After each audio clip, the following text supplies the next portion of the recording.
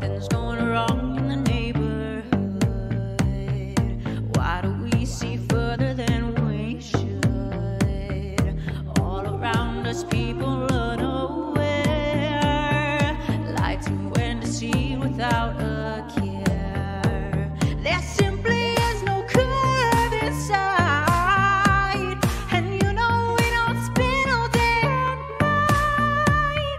It seems they want our minds flooded with lies. If you want to bust the globe, I know these guys. Who you gonna call? Who you gonna call? Who you gonna call? Who you gonna call? Who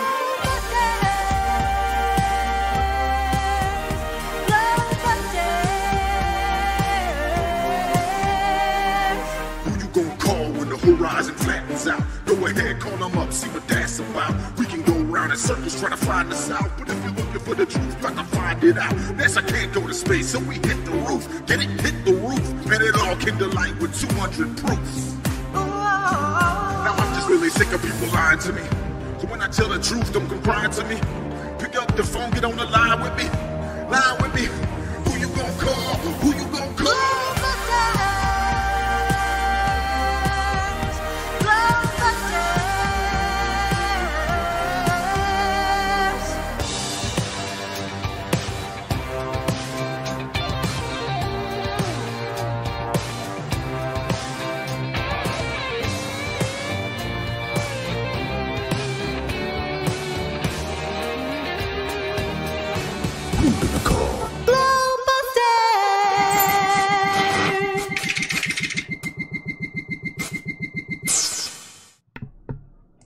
And welcome everybody to Globebusters. Black Sun, two suns in the sky confirmed. I am your host, Bob Xanadude60, and we are back with another great show for you today. Today's going to be a good one. We have some really great people that have joined the panel. Many of you know him. Don't even need to introduce him to most of you, but we will anyway. But today we're going to be talking about some very, very interesting footage that has emerged that was shot by a gentleman by the name of Crow777 actually a while back. And it was shared, kind of went viral all over YouTube and everything, and people are really talking about it quite a bit. So there was a lot of speculation on it, and then we had another gentleman that was able to capture the very same thing, our very own Chris Van Maitre. So we're going to be looking at that footage today and talking about it and a whole lot of other things, but I promise you it'll be an interesting show to say the least. So before we get to that, let's go ahead and introduce our co-host and the posse. First up, we have Jaron from Jaronism. How you doing today, Jaron? Doing great, Bob. Great weather here in California. It's like 70 degrees. We're getting up there now. Summer's coming right around the corner. So awesome and excited to have the guys on the show. Everybody, as always, you know, John and Iru, but very special to have two guys that I've listened to for a long time. I think their podcast is one of the best on the internet, you know, really, at least as far as I've heard. And if people have podcasts they think compare, I would love to have those links sent to me, because I'm talking about, of course, Crow and Jason. So it's awesome to have them on. Just watched their movie last night, and unbelievable. I'm going to get out there and can't wait to start filming some of this stuff myself. So it's awesome to have them on, and wanted to also welcome them both to True Frequency Radio. I've been there for 3 years. I think it's a great platform, and I'm so excited when I hear new people coming on board to have radio shows there, especially when you're talking about the caliber of people in regards to Jason and Crow. So it's going to be awesome to have them on the show, and can't wait to hear it out. Let's go. All right. Beautiful. Okay. So yeah, it's a beautiful day here in Denver also. And I don't think they're chem spraying yet, but who knows? That seems to be kind of a daily thing these days, but for now it's a beautiful day. So I'm just going to appreciate it for what it is. So next up, I'm not seeing John the Morgile in yet. He was here a minute ago, but then his internet crashed. So, you know, that's the way that goes. So we will go ahead and introduce our other co-host, Iru Landucci. How you doing today, Iru? Hello, Bob. Hello, everyone. Nice to be here. I'm really excited too. I'm a really fan of the Crowd channel, so I'm trying to get myself calm down. No, like Jaron. He's very exciting. I can notice that. No, but really, I'm really hope there will be a great show. Absolutely. Am I overly excited? A little bit, I when you start to spoke, I believe maybe you must have some kind of football team or something like that. You are very, strong words. No, I could care less about football. But anyway. Okay, you can have some kind of crowd to, give that energy. All right, I'll calm down. I'll relax. Excellent. So yeah, glad to have you back, Hero. You've kind of been taking some time off to be with your girlfriend, and you have turned into quite the celebrity down in the South American television stations as of recent. Yeah, we have here, I mentioned before, but we have really success with the sorry, my head. These 3 weeks that I didn't spoke English with anybody, so my brain start to, but no, we have here the conference in a province here in Argentina, and the media pick up that news and, help us to spread the word. Of course, they trying to ridiculize and, the usual thing. But here in South America becomes a really hot topic, the flat earth, and we are part of that. So we have a really nice trolling the media here. Beautiful. And yeah, and I'm sure you're doing a great job. I wish I spoke Spanish so I could, kind of peer in on that stuff. But I do know that you've been all over the media down there, television stations, radio, pretty much everywhere. So, great job, sir. Absolutely great job. Thank you. All right. So next up, we have our very own deep inside the rabbit hole, David Weiss. How you doing today, David? What's going on in Connecticut? Doing great. It was a beautiful day, but the chem planes have obliterated the sky, and I'm thrilled to be inside. I was worried that it was going to be a blue sky day, first warm day, and I would be inside, on Globebusters, but now there's no reason to be outside. So besides that, all is super good. I'm excited for the show. Lots to talk about today. Yeah, absolutely. There is. All right, cool.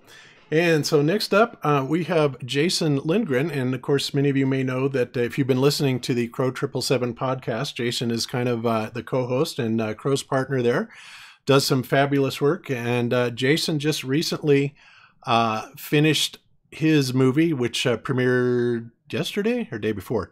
Friday. Yeah, it was Friday, called Shoot the Moon. And I got a chance to watch it on Friday night. Actually, I've watched it twice now. And I got to tell you, Jason, really great job. Awesome work on it. So welcome, Jason. Thank you. I really appreciate that and the kind words on the film. I really didn't know exactly how it was going to go over, but both Crow and myself put our heart and soul into it. Yeah, I can see that. And I have to tell you, that opening scene when you had the first shot of the moon that was in 4K. Now, I don't have a 4K monitor. I just have a 1080. It's like a 56-inch, 1080 TV. But it was so dazzling, that first shot of the moon. Absolutely incredible. It just makes me wonder what it looked like in 4K. But just beautiful shot. So, all right. Well, I was trying my best to do something to capture everyone's attention, like, what's this about? What do we got going on? This is really interesting. So hopefully I accomplished that. Well, you certainly did in this house, that's for sure. My wife and I were just in awe of that first shot. In fact, we sat there and we paused it, and we're amazed at the depth that you could see of everything going on with it. So let me go ahead and bring that up, by the way. And I'm going to play the trailer to it here shortly. But first, I want to go ahead and introduce Crow, our guest of honor. And Crow, I have listened to you for, a long time. I am a member of your podcast. And I was actually turned on to you by our friend David Weiss. And I started to listen to it. And I absolutely love the material that you cover. You run the gamut with everything in there. And it's just a fascinating podcast. And we're in awe. We stand in awe of your work. You do beautiful work. So welcome so much to Globebusters, sir. All right, man. Thanks for having me. And maybe we can make a little history today. I think it's maybe possible, and I don't say that very often. Yeah, I think so. So, okay. So first of all, let me go ahead and I guess what I want to do is I want to just play the Shoot the Moon trailer, if that's okay with everybody. Kind of give you guys an idea of what you're working with and what you have been doing. And then we'll go ahead and just kind of launch into talking about it. So let's go ahead and launch that. It's only a 2-minute trailer, but let's run with that. Here we go, guys. Crow 777 presents Shoot the Moon. Available now on Vimeo On Demand.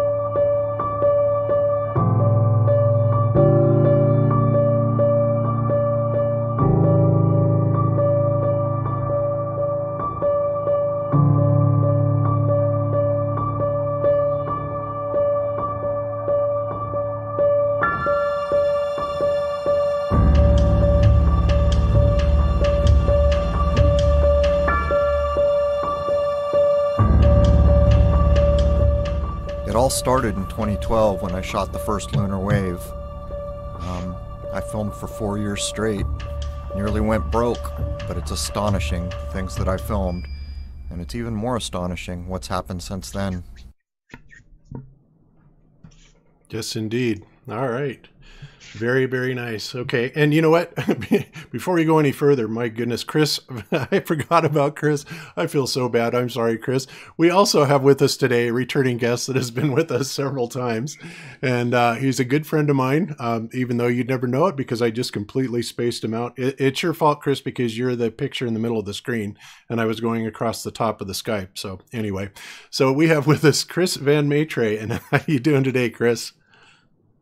I'm doing great. Yeah, beautiful weather here in Denver, and I'll concur. Excellent movie, Crow and Jason. I watched it last night. Thank you. It's good to have you here too, Chris. I think between the two of us, if I'm even in the right ballpark, we're about to change the view of the world in a big way. Yes, I'm excited. I'm still in awe over everything that's taken place this week. Yeah. And I guess not if YouTube has anything to say about it. I just noticed that already this show has the little info box just appeared below the show, the Apollo Space Program info box. So for people who need to be told what is true and need to be told what is factual, they have the info box. You can click over and go to Wikipedia and learn all about the Apollo Space Program and the fact that we haven't been back in 50 years. So I think that's very interesting to start. I'm lucky because here in South America we don't have that promotions from the government. We don't approve that yet. You don't approve that message? No. To put a fine point on it, I don't see that. I wouldn't have known if you hadn't have said. So you can see what they're doing. Crow, you have to refresh. If you refresh the browser, I did. Mine just popped up. I'm logged in and I refreshed. I'm not seeing it, but I'm logged in as me. Maybe if I unlogged. Very interesting. Yep. Oh, I see it. I just refreshed. There it is. Apollo Space Program. Those guys. Unbelievable. All right. Certainly. You put Crow's anywhere in the description, you're going to get that, I guess. And I'd just like to make one quick statement to everybody out there. Please, everybody out there, if you have questions about what I have filmed, please don't go to anybody else's social media sites and be rude to them and leave comments and questions. please direct all your comments and questions to me. Yes. Yeah. Go directly to the source. That's always the best policy, I think. So anyway, okay. So also, for those of you that are interested in seeing the Shoot the Moon movie, it is on Vimeo. The link is in the show description. As I said, I watched it on Friday. Jaron watched it. I'm pretty sure Chris has watched it. A lot of people have watched it. And it's really, really excellent. It's just slightly over 2 hours. And I would highly recommend it. It's definitely worth it. Oh, and by the way, we have John the Morgal that just joined us. Hey, John, how you doing, man? Hey, guys. Hello, everybody. Can you hear me? We hear you just fine, sir. All right. Great. Okay. So, Hey, Bob, I just want to throw one thing in on the movie. A lot of people don't realize this. If you have a smart TV or Apple TV, you can download the Vimeo app. I think it's on most of them, and watch it there. So it's one of those movies that you shouldn't watch on your iPhone while you're driving, because it's a lot of small details. So if you can get it up on a big screen, it just makes it that much better. yeah. Absolutely. I watched it on my big screen last night, and Bob, I thought it was interesting that you said that you watched it twice, because that's the first thing I started thinking is that I have to go back and watch this again. I let it play through as if it were a movie the first time, but some of that footage, I can't wait to really zoom in on some of that stuff. It's going to be amazing, and it makes me want to go out and film the moon myself, shoot the moon. Yeah. I've actually been seeing comments already on our Facebook groups. People are interested in, if they only have a little bit of money at P900, they have a little more at P1000, if they've got a little more, they're asking about what scopes to get. So I think Pro and I will have to address that again on this week's podcast, because people are having great conversations already with the film only being out for 2 days about, oh my God, this is amazing. I want to do this too. So it's great to see that people are getting inspired already. Yeah. Well, it really is interesting. And I've seen some of these objects myself. I think I told you in my email, Crow, that I've got a 10-inch Meade LX200 with the AutoStar 2 system on it. And I don't use it as much as I used to, but I used to be out there almost nightly with it. It is crazy. And we have seen some really interesting things, kind of going across the moon. I've never caught a lunar wave, but we've caught little objects that appeared to have been orbiting the moon, which was really strange. And of course, this was before I got into this flat Earth stuff, a few years ago, and I was still very much believing that, the moon was a physical place and things like that. And I was reading some things where online conspiracy things that said, Mars's moon Phobos left its orbit and came and started orbiting our moon. And it was so funny because I drug out the telescope, started looking, and sure enough, there's an object that appeared to be going around the moon. So I was absolutely dumbfounded. I still don't know what that is to this day that we saw, but it's just crazy, all the stuff that you see out there in so-called space. If it was a lot of work to do this movie, and not only that, a lot of expense, and that sets aside thousands of hours of filming, all the equipment upgrades I did long before we ever thought about doing this. But if lots of people decide they want to go out and get into this and start looking up and filming, then for me that made it all worthwhile, because it's about time that people start getting a truer idea of where we are. And every day they're kicking that can. We're going to Mars. We're, just last night, a friend of mine sent me Israel's going to the moon, and look, here's their orbiter on the dark side of the moon. I said, yeah, right. I grabbed the image, took 15 seconds to adjust levels, and sent it back to him. And I said, it's not science to take faked images and, shape a worldview. It's all fake, all of it. And so people need to start to understand where it is we exist. And when you begin to understand where you exist, you have a better idea of what's possible and where you can go from here. Crow, I'm surprised you even adjusted the image. You just look at it and it's fake. Well, I'm talking to someone who's buying into this. So, I use the levels to show them this is just a constructed image. It's a snapshot of nothing.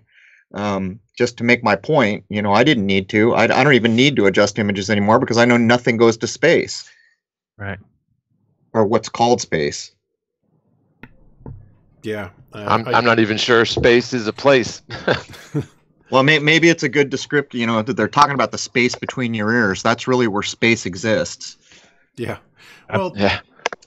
Go ahead, Jaron. No, I just say absolutely.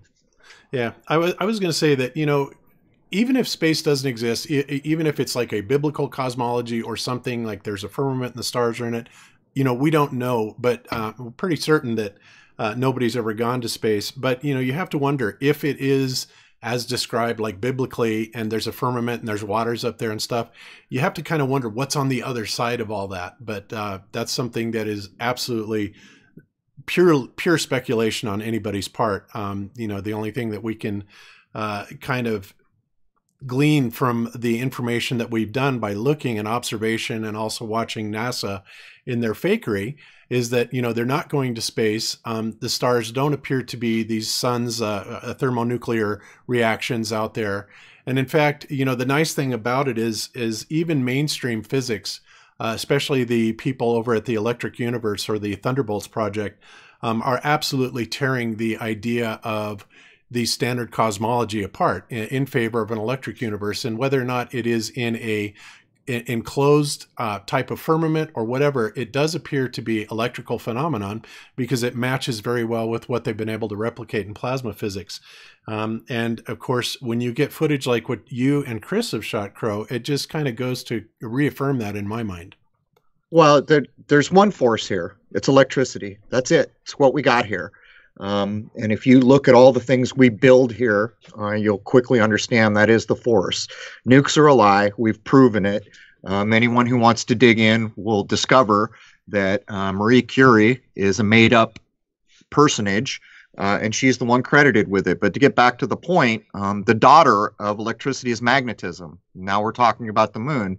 But what Chris and I have shot here, this is early. We don't even know what to call it. We're pretty sure, we start calling it the second sun, but we just have to have language to discuss it. But from my point of view, I think it's extremely possible, quite possible, that what's going on here is the world consciousness has lifted enough, and now we can detect whatever this is.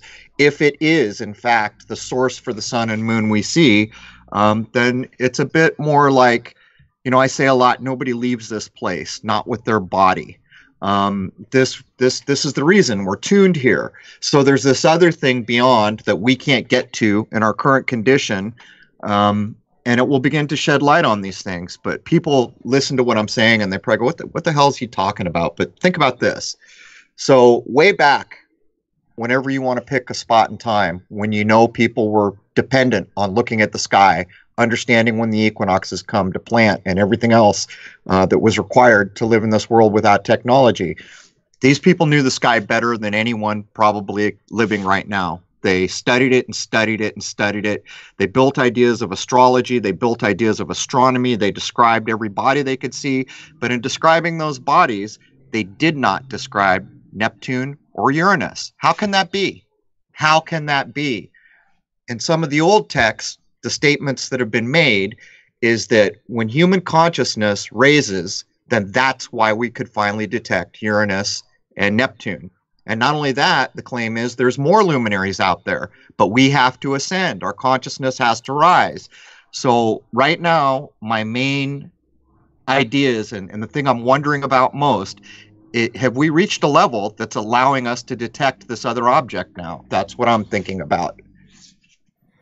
Well, All this talk about electricity all the time, I'm really wondering, does anyone keep in touch with Eric Dollard anymore? I know he's a little on the crazy side, but I think he may have something to chime in here if we could get a conversation going with him.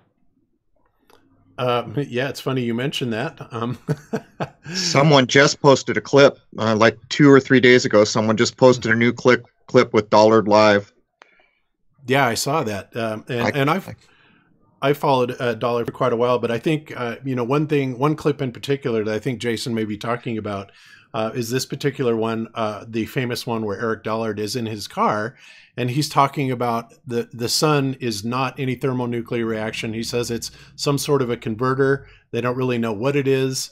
It has all these very strange properties. And of course, for those of you who do not know who Eric Dollard is, he's an electrical engineer that was commissioned by I believe it was the Sonoma State University and financed by RCA to study the sun back around 1980, I believe, when we were having incredibly high solar flux and solar activity. And of course, this was also about the time that Mount St. Helens blew off. And the information that he came forward with after that basically did not sit too well with the powers that be. And they, now he's living in his car, to make a long story short. Yeah, and there is also a really nice interview I have downloaded and post-produced. He's in a park with two guys. I believe there are like musicians guys. I don't know if it's about 40 minutes, the complete interview, and it's really amazing. I don't know if anybody here see that clip, but I really recommend it. Beautiful. Yeah, you can actually, if you want, throw it in the Skype chat, and I'll throw it in the show notes. So yeah, of course. And we'll go from there. So yeah, I mean, Eric Dollard talks about it. Eric Dollard also talks about oh geez, I forgot what I was going to say. He also talks about, a variety of other things, but he says that you cannot see the stars when you get out into space. And he also said, and I don't know if I agree with you can't see the sun. He does say that you can't see the sun when you get out into space, but he does absolutely say that you can't see the stars. And of course, that's been confirmed by several of the astronauts. Lots of people, even insiders from NASA, have said that. And that was kind of the aim of one of our projects. We launched a balloon a couple of years ago that unfortunately was lost. But the idea behind it that we wanted to confirm was whether or not you could see the stars when a balloon got high enough. Fortunately, some other group of people did do that. And they got it up to about 90,000 feet. And even though you could still see the stars at 90,000 feet, you could see a marked reduction in their brightness, which I thought was incredibly interesting. So it would be interesting to see if we can get something up to like 120,000 feet or so to see just how much more the stars fade out. And of course, if that happens, then that completely eliminates the idea of the stars or even the sun, of course, being these thermonuclear reactions, out in deep space that we're able to see supposedly millions of light years away, which of course, none of us have ever really bought in the first place. So the only time I can remember. Oh, go ahead. Well, I was going to say some of that makes perfect sense. It's the idea that I was just talking about with this second sun or whatever it is that we're filming. For light to bounce off an object, you have to have 3D material world. You have to have material, right? So if you get up to another level that is not bound by the 3D material rules, it makes perfect sense that light wouldn't bounce off them because there's not material in the same way there's here. And this is part of the idea of nobody leaves this place. You're tuned, your body and everything here is tuned to this environment. When you grow up or whatever the rules are of this game and you get beyond that, you go to the next place. A lot of people have written about this through the history of our world, and I think that's an intriguing idea that Dollard put forth, and it makes perfect sense to me having read some of the very old alchemy texts.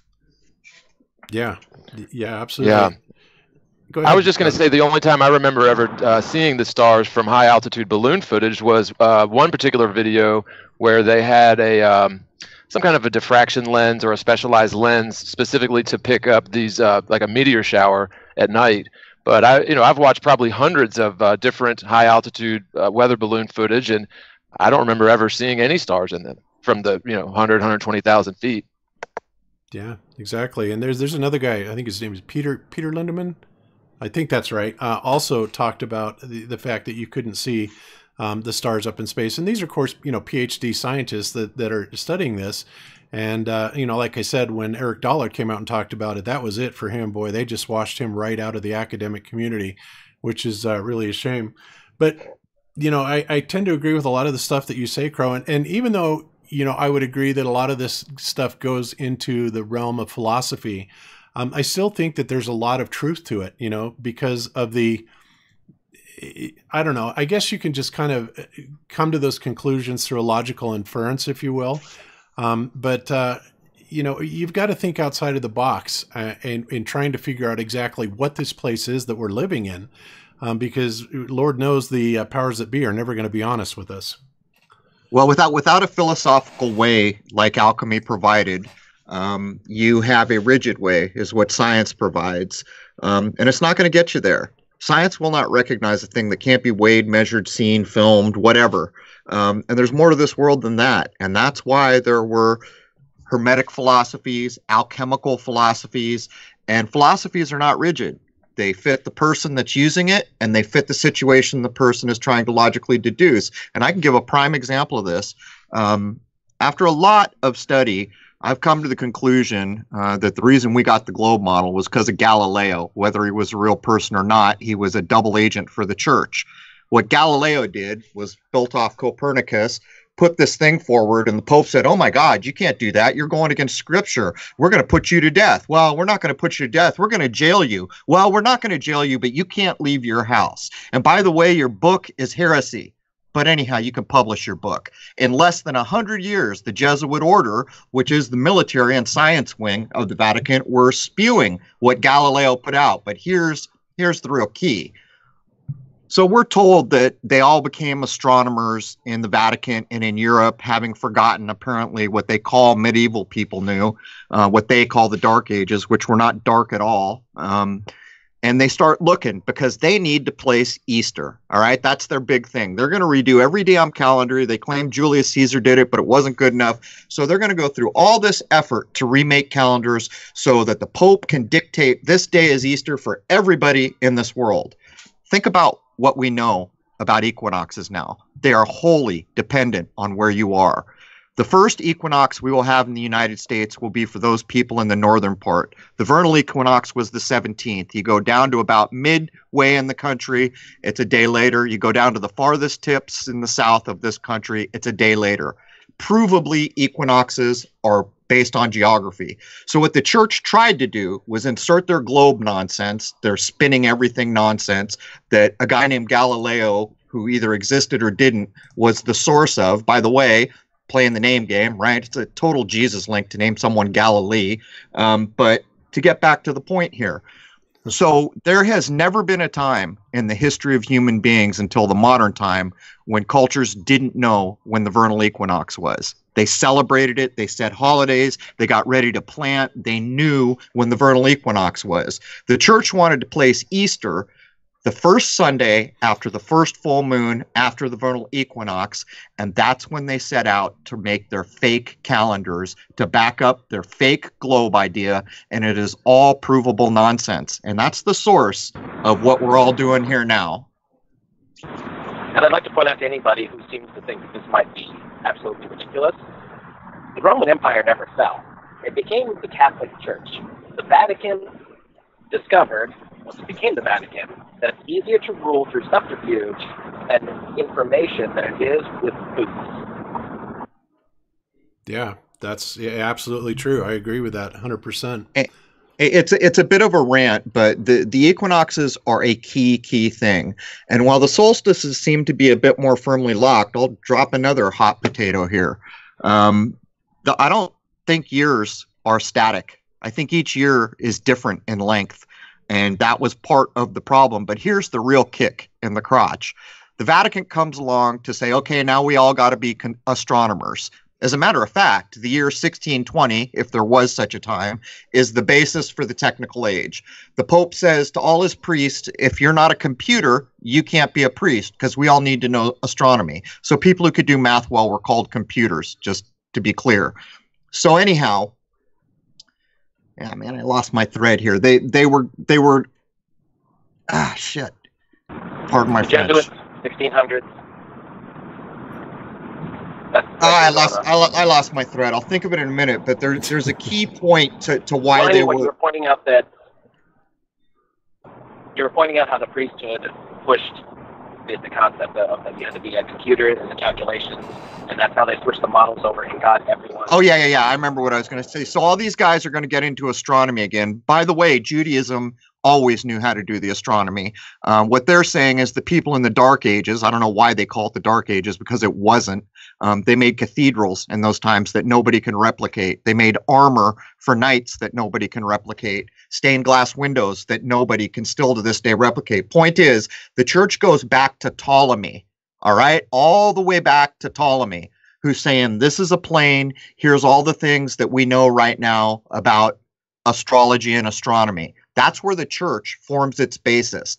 Then along the way, after they learn what people who had a plane model and a real model of the sky above our heads, they bring up this Galileo nonsense. In less than 100 years, they shift over to that. But the whole time, they were sourcing the Almagest by Ptolemy. And that's what this channel we're talking on is based on.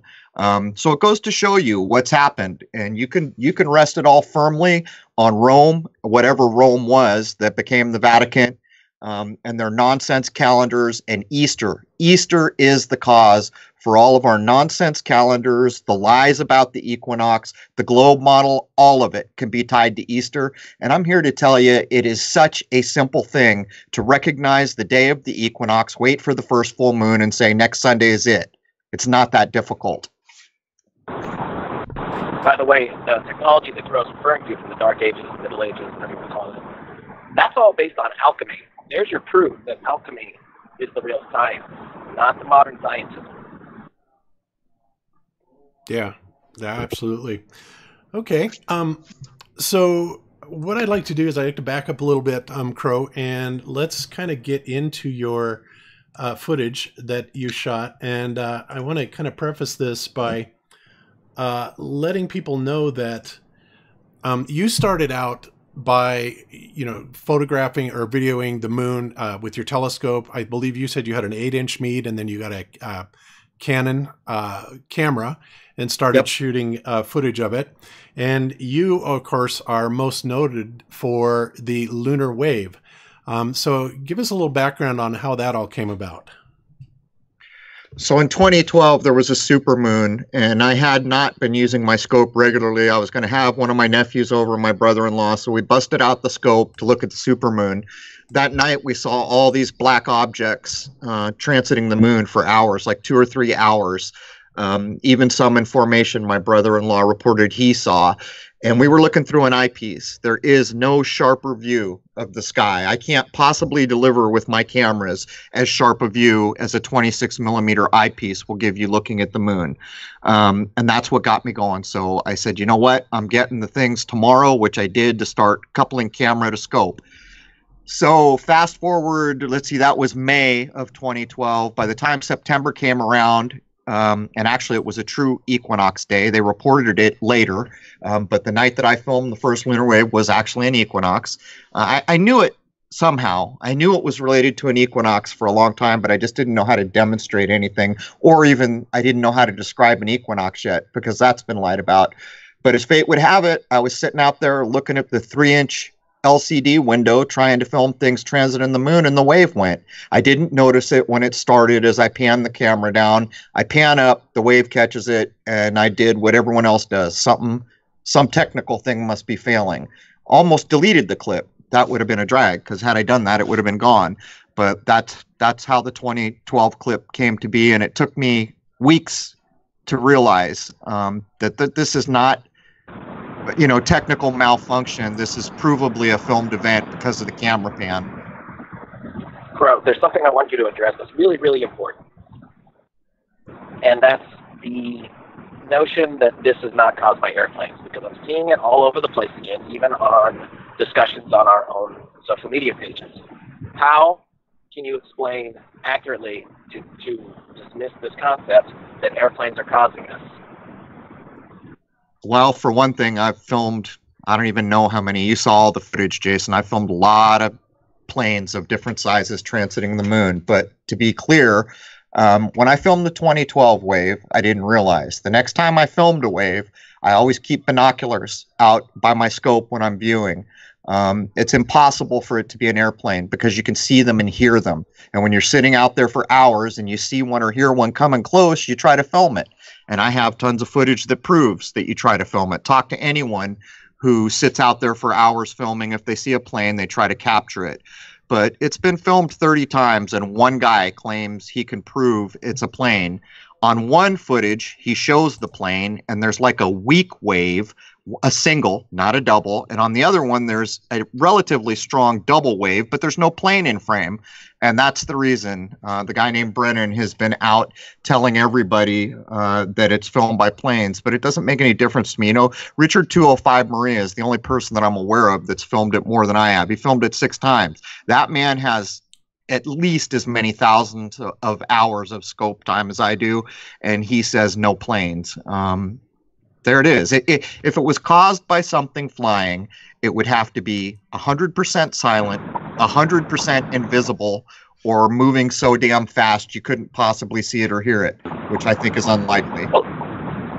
Well, I have now gone through your footage over and over and over again on a 5K monitor. I have very good equipment in my studio, and it just doesn't look the same. Sure, there are similarities, and I have no problem admitting that, but maybe what these people are seeing were caused by planes, but that doesn't necessarily mean that all lunar waves are caused by planes.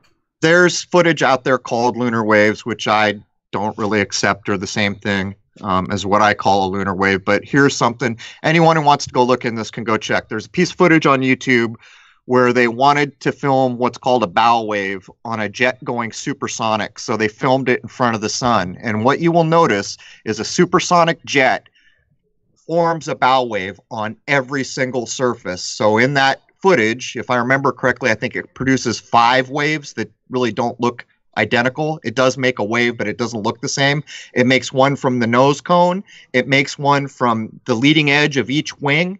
It makes another couple from the leading edge of each tail wing, and then the upright tail fin also creates a wave.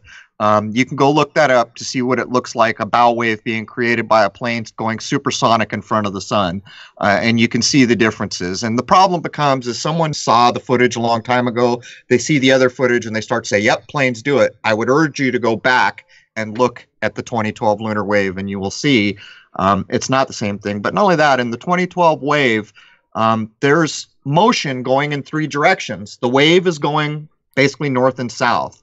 There's a sweep that would go like east to west, and then there's a diagonal thing that goes on. So that's another thing that tells you a plane going in a single direction could not create waves going in 3 directions. Crow, also, when you see the lunar wave go, it's consistent, and it's displacing everything below it the entire length of the moon. When you watch a plane go by, it makes a wake. You know, it looks in the same category, but then it just spreads out. It doesn't maintain and move. So for anyone thinking that it's a plane, I would say it's impossible that it's a plane. Well, there's another thing to think about. I'll just throw it in before I hand it back to you. And in the last episode Jason and I did on Crow 777 Radio, we once again brought up a thing called wisdom of the crowd. The lunar wave is a perfect example of a form of wisdom of the crowd. This thing went worldwide. So many minds said, wow, what is that? And that tells you something of truth. When something goes that far across that many minds, there's a there, I would just add.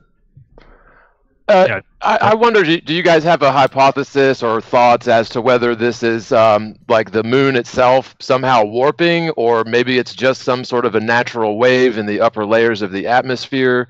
Or do you guys even have any sort of thoughts as to what this is? It's very interesting for sure, but how could we test it? You know, how could we, I don't know, form some type of an experiment to discern whether this is actually the moon warping, or if it's just some sort of a perturbance or waves in the upper layers of the atmosphere? I suspect this goes on. It may relate to what I call the hard, fast barrier. The Bible calls it the firmament. Other people call it the dome. Whatever the barrier is up there, maybe it relates to that, but it is not peculiar to the moon, and the proof is it's been shot twice in front of Jupiter. But both of those are amazing pieces of footage, because Jupiter is tiny compared to the moon, so you would think a wave like you saw on the moon would go over it so quick you'd be lucky to see it, but that's not what happens. People can go look up the wave going across Jupiter. I suspect any sufficient luminary in our, whatever the heck you want to call it, firmament, barrier, whatever, people choose to think about it. I think anything with a sufficient light source behind it, including the sun, could pick this up. But I'll tell you, there were times early on when I put out calls to all my followers, call the observatories in your area and get them to give input.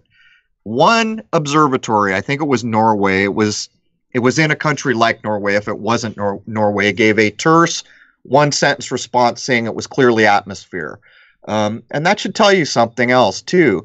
If I can film this, how come NASA has never said, look, there's turbulent waves in the atmosphere, and we've, because NASA has telescopes on the moon 24/7. When I started calling them out saying the moon has not changed in my lifetime, how can that be? How come nothing's hit it?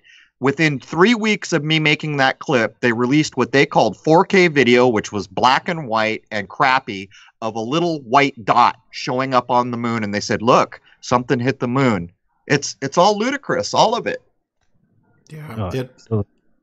And I was going to say, I think that the fact that it comes in pairs is super indicative of what we are seeing, and the key to realizing that what we're not seeing is jet impact or waves. Key point. Yeah. Yeah, key point. And people go out and look at the jet going supersonic in front of the sun. A lunar wave, as far as I know, is always two waves. And a good lunar wave, a strong lunar wave, will displace, like you're looking through a glass of water. Like if you see what we call a crater, when the wave goes by, go look at the 2012 footage, it will displace the crater. And then the second wave comes. So basically, the whole image of the moon is being displaced twice as both of the two waves go by. And that's a good point, John. But again, people go look up the supersonic plane in front of the moon, and you'll see that every single surface on a plane that's going fast enough will create what's called a bow wave. Right. And additionally, beyond that, aircraft, when they are going, when they're flying, they fly based on a principle called the Bernoulli principle, or the Bernoulli effect. And basically, this creates vortexual air currents. Okay, so when you look at the lunar wave footage, what you're actually seeing is you're seeing this like linear line that's going up uniformly, perfectly across the face of the moon. Now, a jet either going supersonic or just flying by with the standard, vortex coming off the wings and the tail section would not generate that perfect of a linear line right across the moon. It would never happen that way. Good point. In the 2012 wave, I seek to show there's a slight bow in the wave as you see it. The problem becomes is part of that just optical illusion in your brain thinking that the surface of the moon we see is like, a ball, half a ball. So it's a difficult thing to prove, but if you scrutinize, see right now you're seeing one set of those waves going in a different direction, slightly diagonal and curved. See how they're curved? Mm-hmm. An airplane can't make a curved bow wave. They're perfectly straight. And I urge people to look at bow wave footage to see. But the waves themselves, what we're calling the lunar wave, see there's the sweep. Right there, there's the horizontal sweep, left to right. And then the wave starts. But the wave to me has always looked slightly bowed. And it's a hard thing to prove. And this was a crappy camera. It was only 16 megapixels, Canon T2i. But I filmed it with 36. But this footage to me still stands above the rest for some reason. So there's flat lines laid in to try to demonstrate that there's a slight bow to that. And I would point out to anyone, if it could be proven that these are slightly bowed, there's no way in hell anyone could ever say that it's a bow wave of some kind. It just doesn't work that way. Yeah. Curvature.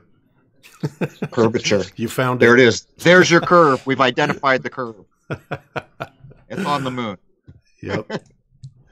All right. So, okay. I thought, just one more thing. I thought it was interesting that Crow said that he notices a change from NASA as soon as he comes out and says something. They're definitely listening. And I think it was about a month ago, and I'd have to look it up, but I did see NASA come out and say, "Oh, we have now supersonic shock waves that are, colliding in flight in front of the moon." Or I think it was probably early March or something that I saw that. So it's indicative that you're definitely over the target. Something you say immediately changes what they do. Think about this. They just pulled the moon back into our atmosphere, didn't they? Right. There's the barn wall and Animal Farm. In another 20 years, no one's ever going to remember that we were told the moon was over 250,000 miles away. They're reeling it back in. Right now, they just pulled it back into our atmosphere, but they went ahead and told you that our atmosphere goes up 250,000 miles plus. Right. Okay.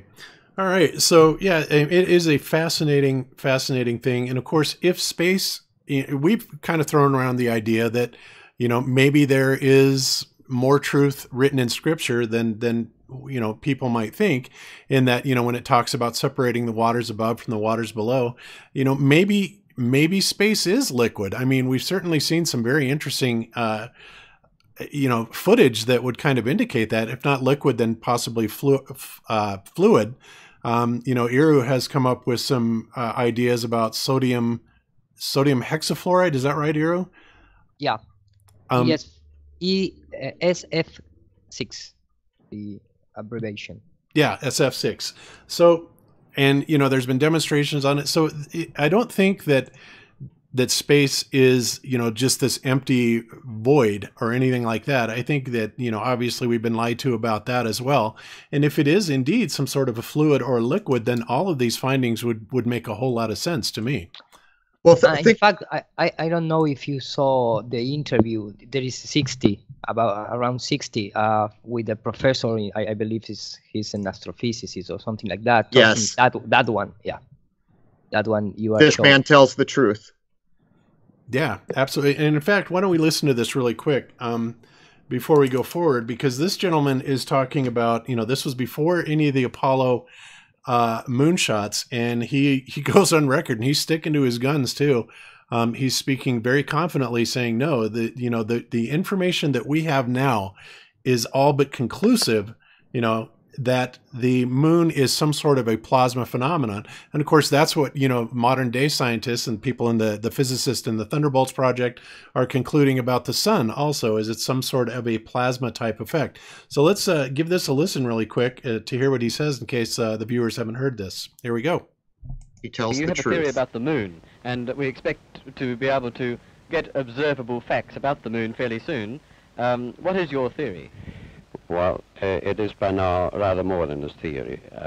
10 or 11 years ago, I stated to various scientists that the moon is not a piece of rock, but it is a plasma phenomenon, a cosmic plasma, and that this fact will eventually be confirmed. I made certain predictions which were already confirmed in 1958, and the situation now is coming close to a complete confirmation.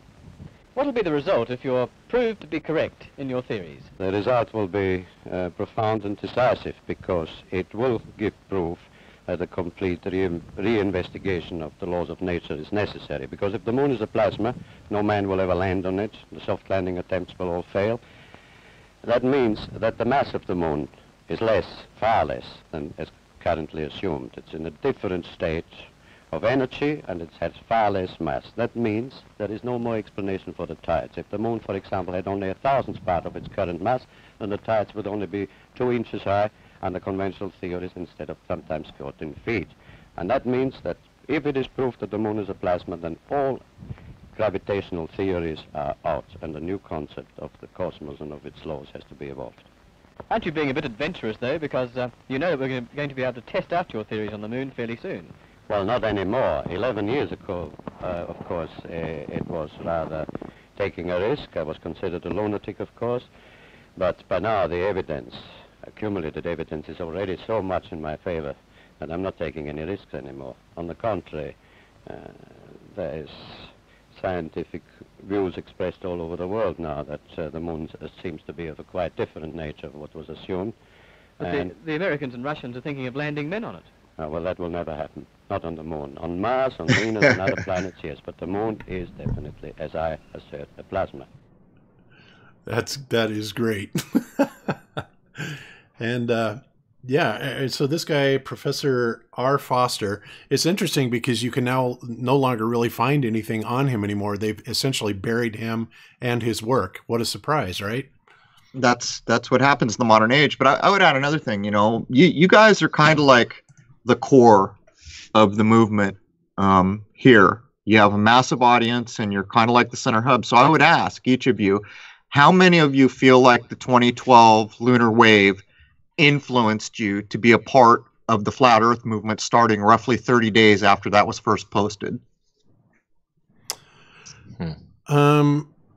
Well, to be honest, Crow, I had not even heard of it at that point in time. So I would have to say that for me personally, it didn't have any effect on it at all. I came to, the flat Earth idea through studying NASA and trying to understand why everything they did seemed to be fake. But, when I saw your footage, I have to tell you, it only reinforced a lot of the things that I was already beginning to suspect. Yeah, same here. I mean, I think that the moon is key. And so anybody who starts, this line of research ends up on the moon, because the moon is so important. Because once you recognize that man has not been to the moon, then any rational mind starts to think and peel away, truth's protective layers. Why lie for this long? Why lie in the first place? And then you realize, again, even if you believe in the globe and the sphere, if you believe in that program, then you start to realize that no human has been further than 300 miles. And that's, again, if you believe in the space travel and the space program. So then you start to question the entire narrative, and then you recognize that big lies can be told, and not just told, but perpetuated, basically easily. And once you realize that we were all taught at such a young age that the only option was to adopt it as a belief. And Crow has said many times that belief is the enemy of knowing. And so growing up thinking that people have traveled to the moon, and you look up at the moon and you say, oh, men have been there and they've landed on that sphere and stood sideways on it, and that it pulled them to the middle. This mass belief, where belief is now celebrated and basically demanded, right? I mean, all children must pass standardized tests to prove their adherence or their alliance with this belief system. So once you understand how powerful the moon or the Apollo hoax is, and how literally it shaped the world, both literally and metaphorically, only then can you start to see the deception and the purpose of NASA. So I think it's all, it's just a progress. You have to kind of go through the steps. And I think too often we might not remember that the moon is so key, that people need to understand and recognize what the moon landings did and what they continue to do, and the fact that we can't do it again. And it shaped the world, literally. So. I don't remember whether I was reading Velikovsky or some other thing, but people should be aware that the moon plays zero role in solar eclipses, zero role, provably zero role, and it plays zero role in the tides down here. And people say, well, how does it work? I wish I could answer that. But there were some very smart men. It might be covered in some of the Velikovsky work. I just don't remember, but you'll recognize the quote. A famous cliche quote that was developed out of someone trying to prove that the moon had direct influence over the tides of the world said this: it's where reason goes to die. So you've heard that before, and that's why you've heard it, because he came to understand scientifically you cannot tie the moons to the tides. Yeah. And, in response to the 2012 question, all I can say about that is I don't know if it had anything to do with this lunar wave, but I do remember specifically being, 50% sure, or let me put it this way. I wouldn't have been surprised if the world was going to end on December 21st, 2012, because of all that hoopla about the, the Mayan long count calendar and how that ended or reset on that date. And isn't it interesting, though, that there was, within a pretty close time span of that date, just this massive awakening to flat Earth and new interest in the cosmos and all of this stuff. But, you said the moon doesn't have anything to do with solar eclipses, right? Right. I'm not sure if I agree with that. I mean, I've seen some evidence to suggest that the moon could have something to do or could be transiting the sun during solar eclipses, but maybe if we have time, you could elaborate on that. Sure, but I would ask, what evidence have you seen that you've considered? Well, if you look at the moon's trajectory, we know where it's supposed to be, even though, you can't see it when there's no moon phase. Based on my limited understanding of astronomy, we know that the moon should be about where it's transiting the sun during the eclipse, right? Well, yes, and you pointed out the key to that, new moon. Why do we call it a new moon? Isn't it the same old moon that's always been there? Why do we call it a new moon? And I've said for many, many years that a young moon or a new moon is completely see-through. There is some evidence out there to support it, but here's the deal. So as I was scoping my head off for these years, quite a few lunar eclipses and Venus transits and solar eclipses happened. During this time, I was sun gazing. And when I got to the point where I could stare straight into the sun for an extended period of time, I started to get a whole different idea of what's going on here. But I set out to do one simple thing, and I set out to do it with a damn good 36 megapixel camera, a long throw telephoto lens with a doubler, an 8-inch telescope, an 11-inch telescope, a full spectrum camera, and a solar H-alpha telescope. And I set out to do one single thing. I reasoned that if we're told the moon is just over 250,000 miles away from us, 340 or whatever people want to call it, they always argue about it, just let's say more than 250,000 miles away, and they're telling us the sun is 93 million, then that means when the moon is moving to cover the sun, which is a miracle in itself, that it's the perfect size to cover the sun, by the way, you should be able to detect it, because it's only 250,000 miles away roughly, and it's backlit by the brightest thing we know, 93 million miles away. You cannot detect the sun. It cannot be done. Now, NASA claims there's these special eclipses when you can detect it, but again, they don't have the evidence to back that statement. But here's the thing. I used light obliteration. I used full spectrum. I used any trick, overexposing, underexposing. You cannot detect the moon before it gets to the sun, as it takes the bite out of the edge of the sun, as it covers the sun, as it totally covers the sun, as it exits the sun, as it's free of the sun. At no time can you detect the moon with these tools. And so by the time the 2017 came around, I was ready all day long. And not only that, I did sun gazing during the middle of that eclipse. It wasn't total where I was, but I stared straight into the sun for over a minute, and it is a whole other thing going on a normal. You didn't go blind. Well, I'm trained up a little bit. Yeah, people don't just go stare at the sun unless you know what you're doing. You've got to start and train yourself. It's a bit like giving a baby a jalapeno. Don't do it. But anyhow, when you stare it into the sun on just a normal sunrise day, it energizes you. It's calming. It's serene. During a solar eclipse, it is like complete chaos. It looks like every photon of light is ricocheting, and it's just complete chaos as this goes on. But my point is, by the time the 2017 happened, I announced it, and I'll stand behind it to the day I drop. You cannot detect the moon. And lo and behold, there's an older culture, a very old culture, that told you the truth, probably, with Ketu and Rahu. It's the nodes that cause every eclipse, and that includes lunar eclipses. Lunar eclipses and solar eclipses are caused, as far as I know right now, by Ketu and Rahu, and this has been known for millennia. Yeah. Well, I'm definitely not going to purport that the moon and sun are the distances that the heliocentric model claims. Like, no way. I'm not even going to say necessarily that the sun and the moon are physical objects. I tend to lean towards them being plasma or something even more exotic.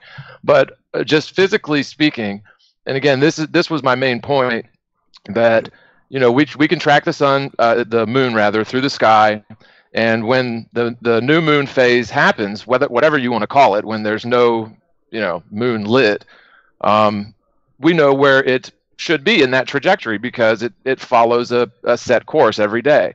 Well, and if it's, let me add something there. If you use something like Stellarium, you're taking someone else's word for it. We have people in my forum that watched what Stellarium did, and then they went out and they started calculating it for themselves, and they said it's in the vicinity, but it's not right in front of it. But I would point out another thing that solar eclipses prove to us. And by the way, this has been scrubbed from the internet. It is no longer easy to look up that the sun is an infinite light source. I spent roughly 10 years when I got out of the Marine Corps as a stagehand, a freelance stagehand. Part of that was working with very high-end lighting people who do lights for the Rolling Stones and other world-famous bands.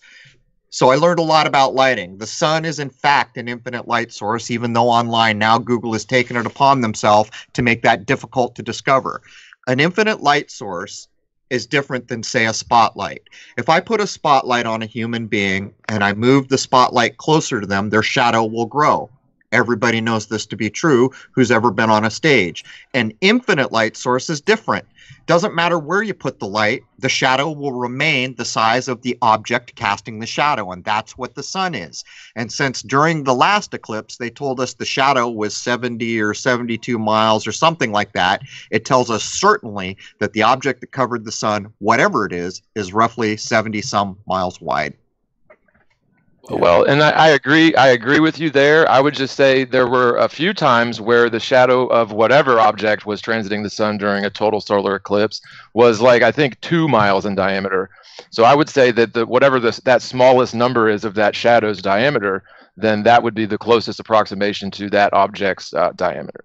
Right, If it but is you've an got object. right. You've got to be careful though, because NASA plays the cone game with shadows. They'll tell you about penumbras and umbras and all these other things. It's all scientific mumbo jumbo, and you've got to understand something about reality from firsthand observation to begin to dissect what they're putting in front of you. They would have you believe that when a light source is behind the moon, the darkest part of the shadow comes to a cone point. Right. Well, and a point that I've made several times is that the whole umbra penumbra theory or whatever totally debunks or falsifies Eratosthenes' method to estimate the circumference of the Earth, right?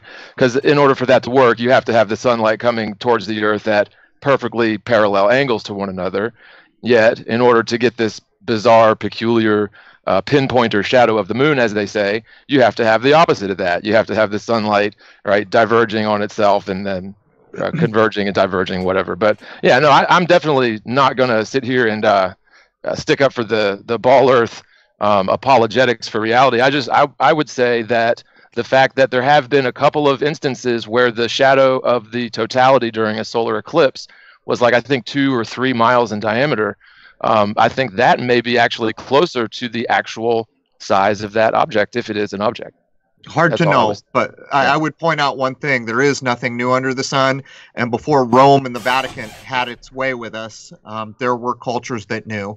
And anyone who's interested should look at Vedic astrology, which is some of the oldest cultures going, supported by Sanskrit, which is apparently one of the most complex languages ever put forward. And maybe you could compare it to, a lot of people will tell you if you're an engineer, German is the best language to speak for engineering. Sanskrit probably was many times what modern languages are in terms of complexity and what could be communicated. But those guys, they understood and they wrote about it. Yeah. Ira, did you have a comment you wanted to make? No, I just wonder what the old civilization thinks about the lunar eclipse and the sun eclipse, in particular the sun eclipse, and Crow answered very well. Well, I would be very surprised if the whole Quetzalcoatl idea, the culture, whatever culture that was, and the people who live there know better than what we hear in the United States, certainly. They probably have versions. They talk about a dragon swallowing the sun. That sounds a lot like Ketu and Rahu, because one of those is called the head of the dragon. The other one is called the tail of the dragon. So I would suggest, it's a bit like when you hear accounts of Rome. Oh, well, look, there's a temple to Jupiter. Well, what's Jupiter? It's a god. No, it's not. What that temple was to an aspect of nature. It was a different variance of kind of how alchemy and natural science goes at things. They give not personification, but a way to describe a certain aspect of nature so they can pay homage to it. And all it's doing is trying to describe things that happen in our world. Jupiter and Saturn and Zeus, these are not gods. These are aspects of nature. We've been misinformed, and that's also confirmed through old alchemical texts. Yep, absolutely. I completely agree. Yeah. And of course, there's this footage also, which I've always found very interesting, that I think was captured by QNFI, where we see these objects that are very near the sun, that were photographed during an eclipse out of a plane window, and they are not spots on the window. In fact, you can put circles around them and they stay right with the sun, whereas the spots on the window are actually moving all around.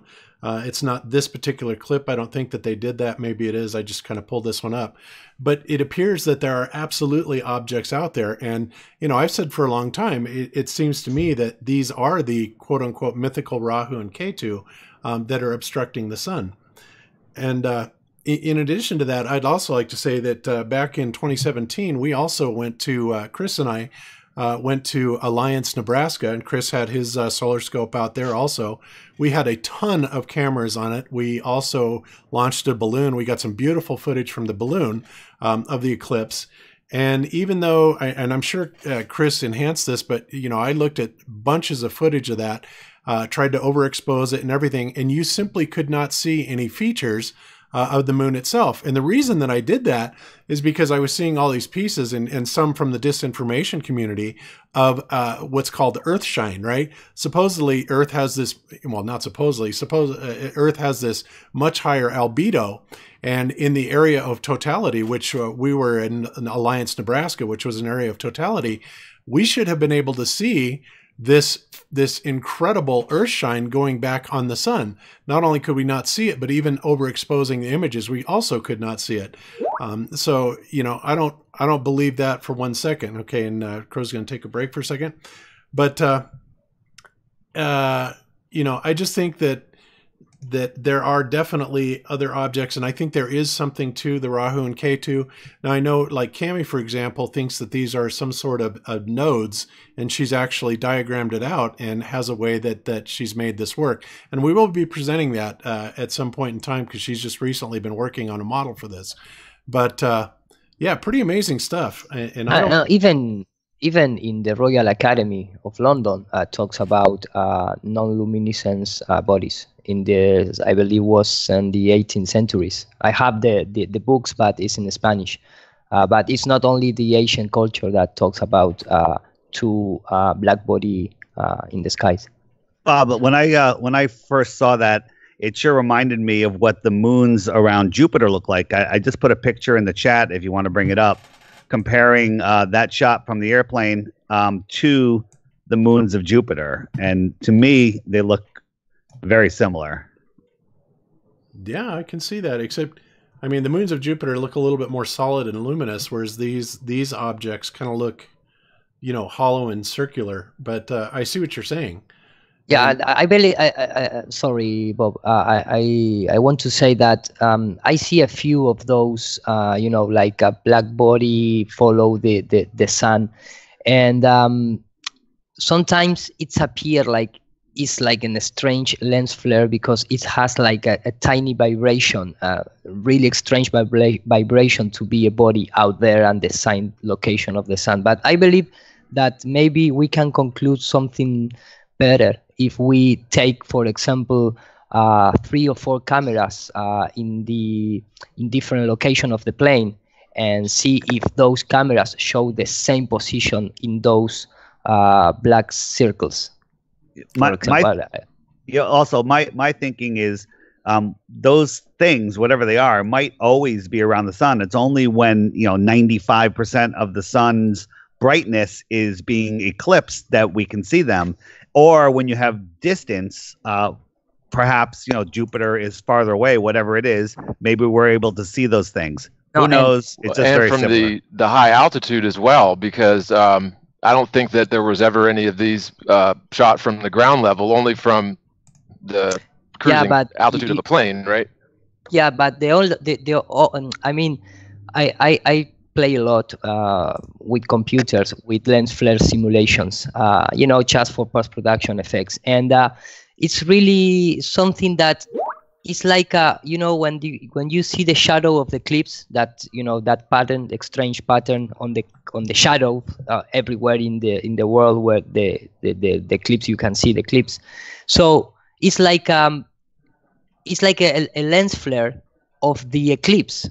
It's not like when you see for multiple cameras and people, they never are the same. Maybe sometimes you have 4, sometimes you have 3, sometimes you have 2, and you can clearly see like all the lens flare which is in the camera lens change at that point. And maybe in the video you are seeing now, you can clearly see how the position of the sphere changed based on the angle of the camera. So for me, it's not a solid object. For me, it's it's like the shadow effects of the eclipse, but this time in the lens flare of the camera. Yeah. Or maybe the lens of the atmosphere itself, right? Or so could be something like that. Yeah. Yeah. Yeah, there's that's a hell of a piece of footage, man. Isn't that good? That's the Yeah, first time I've seen it. Saw this a long time ago, and it makes you wonder.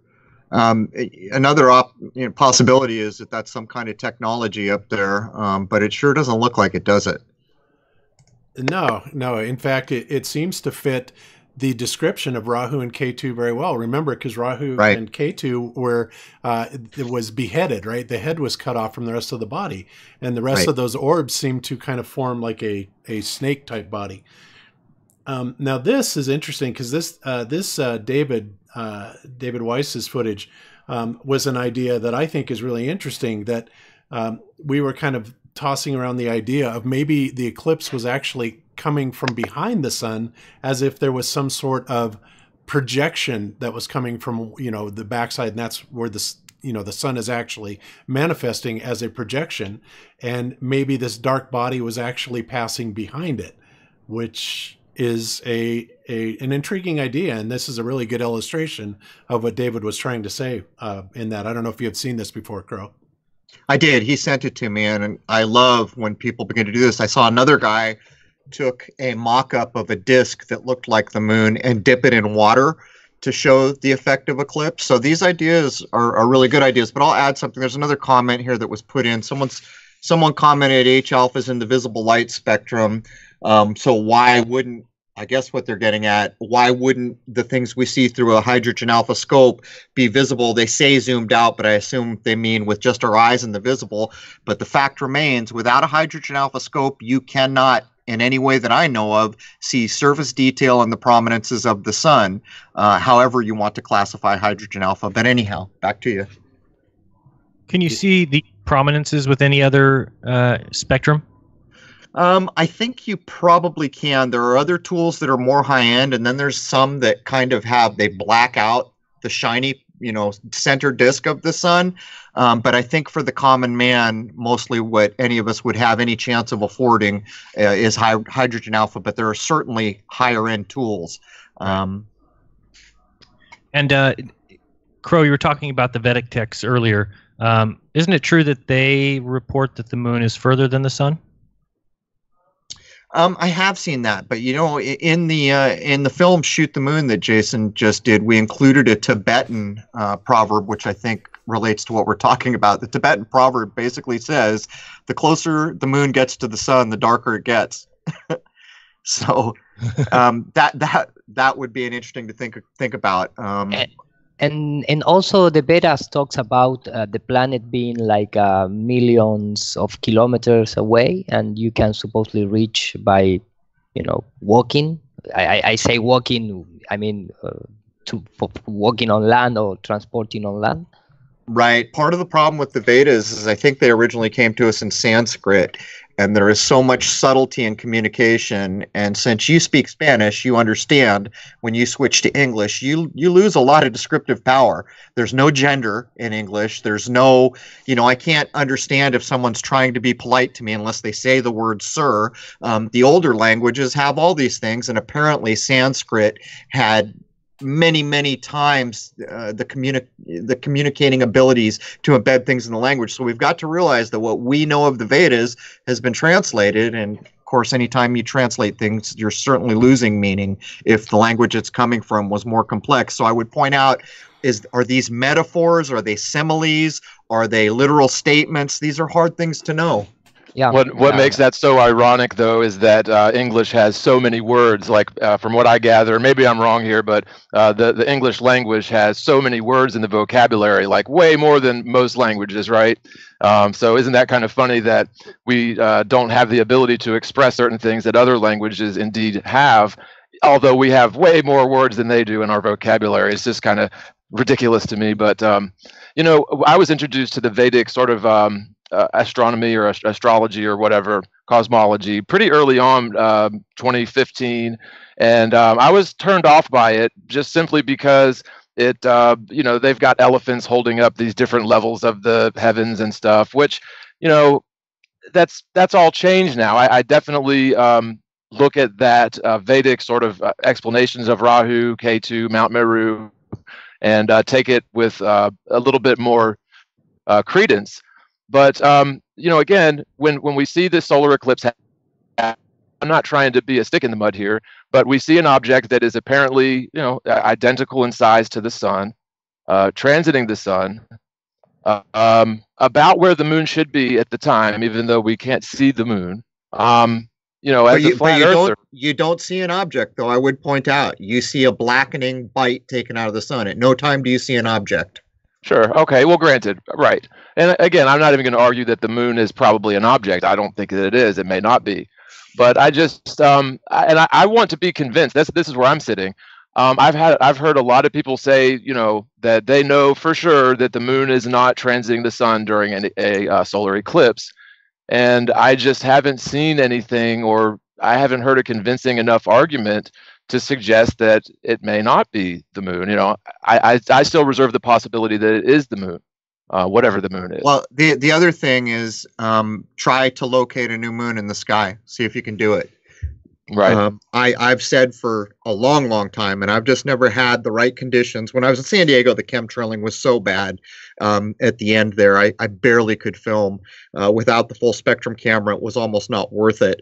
But I would point out that there are people in the forum who started to calculate and use tools that are similar to Stellarium that showed that the new moon was not right in front of the sun. But I'm here to tell you that language has meaning. Why do we call it a new moon, a young moon? Isn't it the millions and millions of years old moon that's always been here? Apparently not.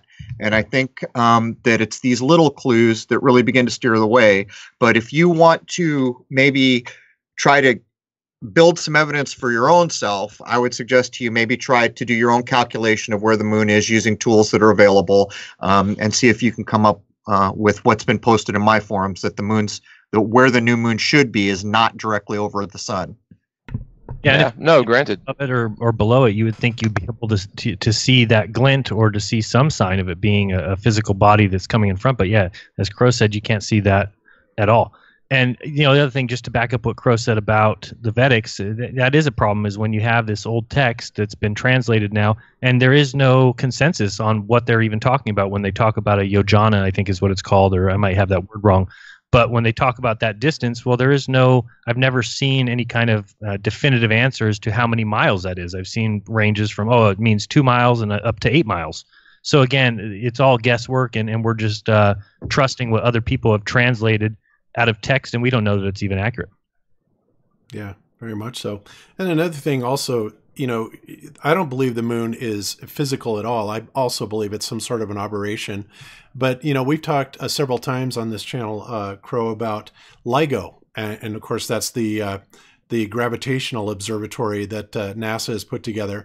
And it seems like their only way of detecting gravity, again, I've said this a million times, but, it comes from an event that happened a long time ago in a galaxy far, far away, right? Meaning 1.4 billion light years away from here, we had 2 black holes that collided, and that gravitational wave came all the way across the universe. And on the 100th anniversary of Einstein's, prediction of gravity, or his model of it anyway, we get the LIGO detectors that have been set off. But then, you have to wonder about it, because if the LIGO detectors were made to detect gravity, then why is it that they're not detecting the gravitational pull from the moon, right? That raises trillions of pounds of water, up from the oceans.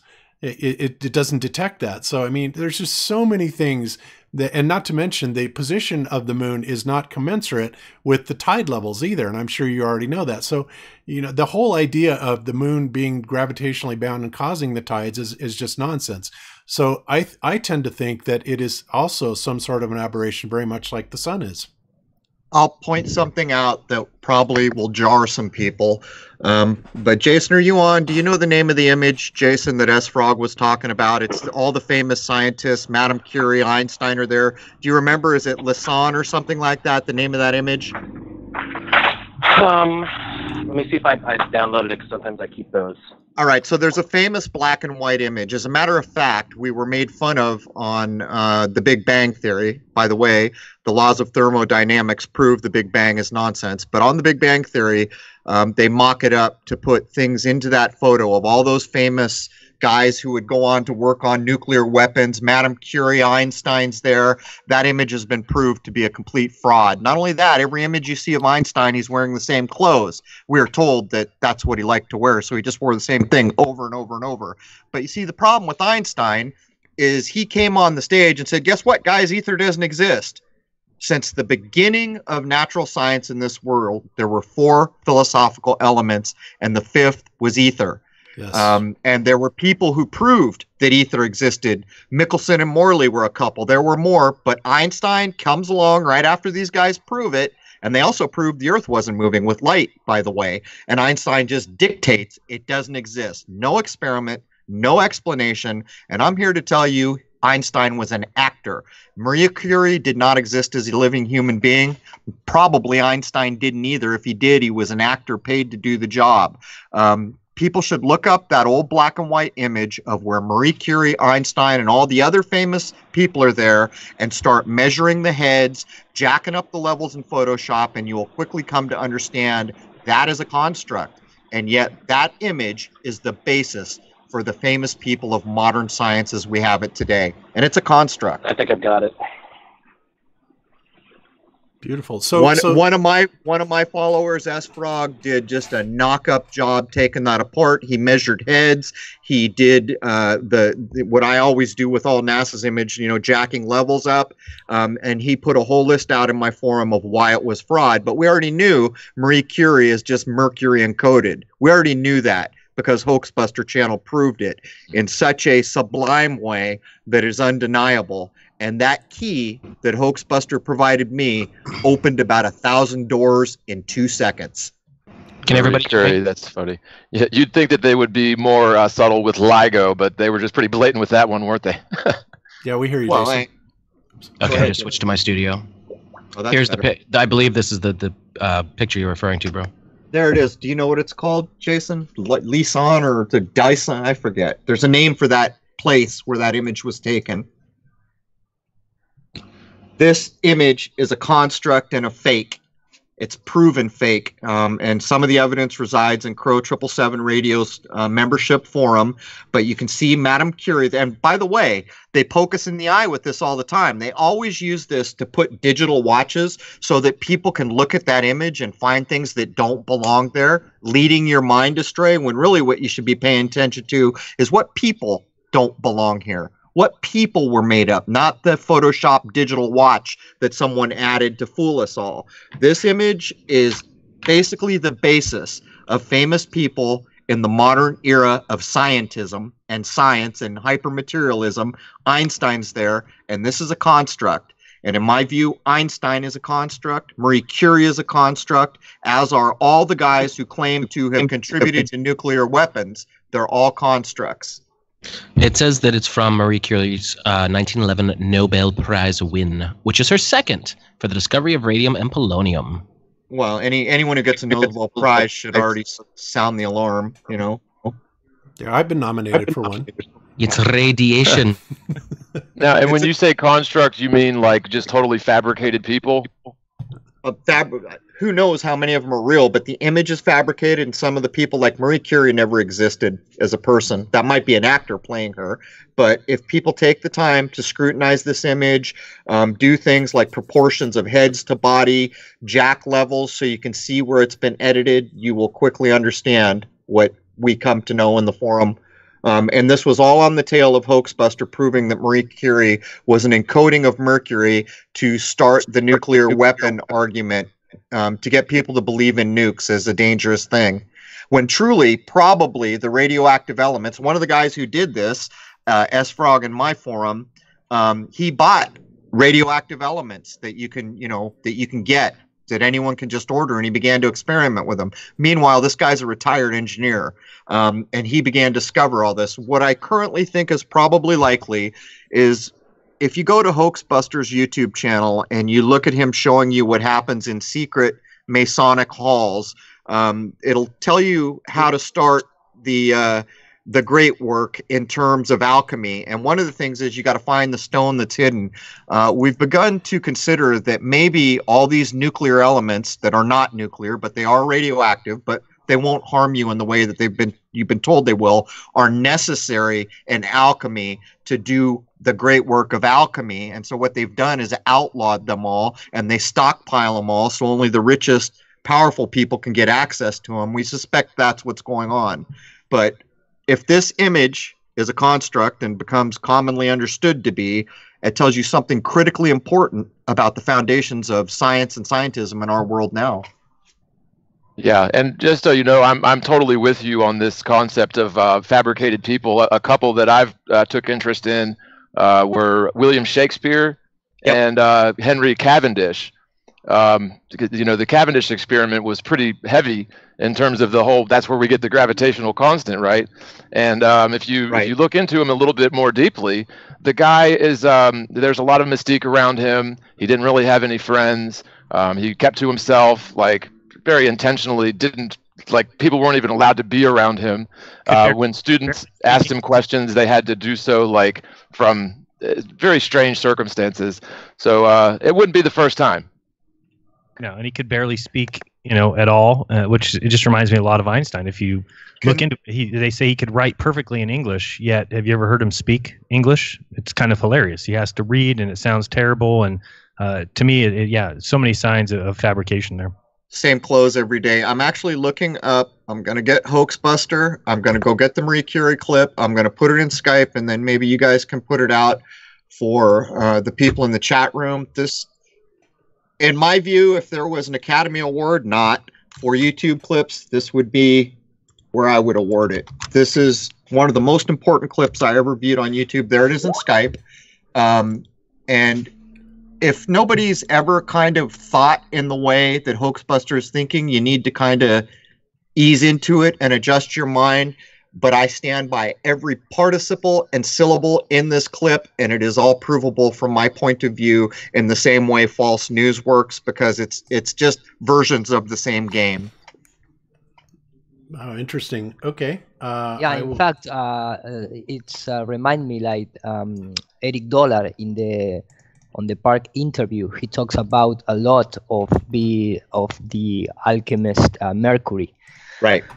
Using in the past and all these guys. I am totally with you, Crow, because I have a study from a long time ago, the names of the supposedly science heroes, you know, like Newton, that like refer to the new Aton, the new god, sun god, you know, Galileo Galilei, like you mentioned before. Yep. The age of thought, which is in Spanish, Eratosthenes, which refer like this god, the Egyptian god called Thoth or Thor, the names that NASA puts on the missions and the rockets and things like that. I don't want to go deep in this, but they are maybe the person exists, but the name is just it's the symbolic names that they use all the time, and that is for sure the way they make history, you know.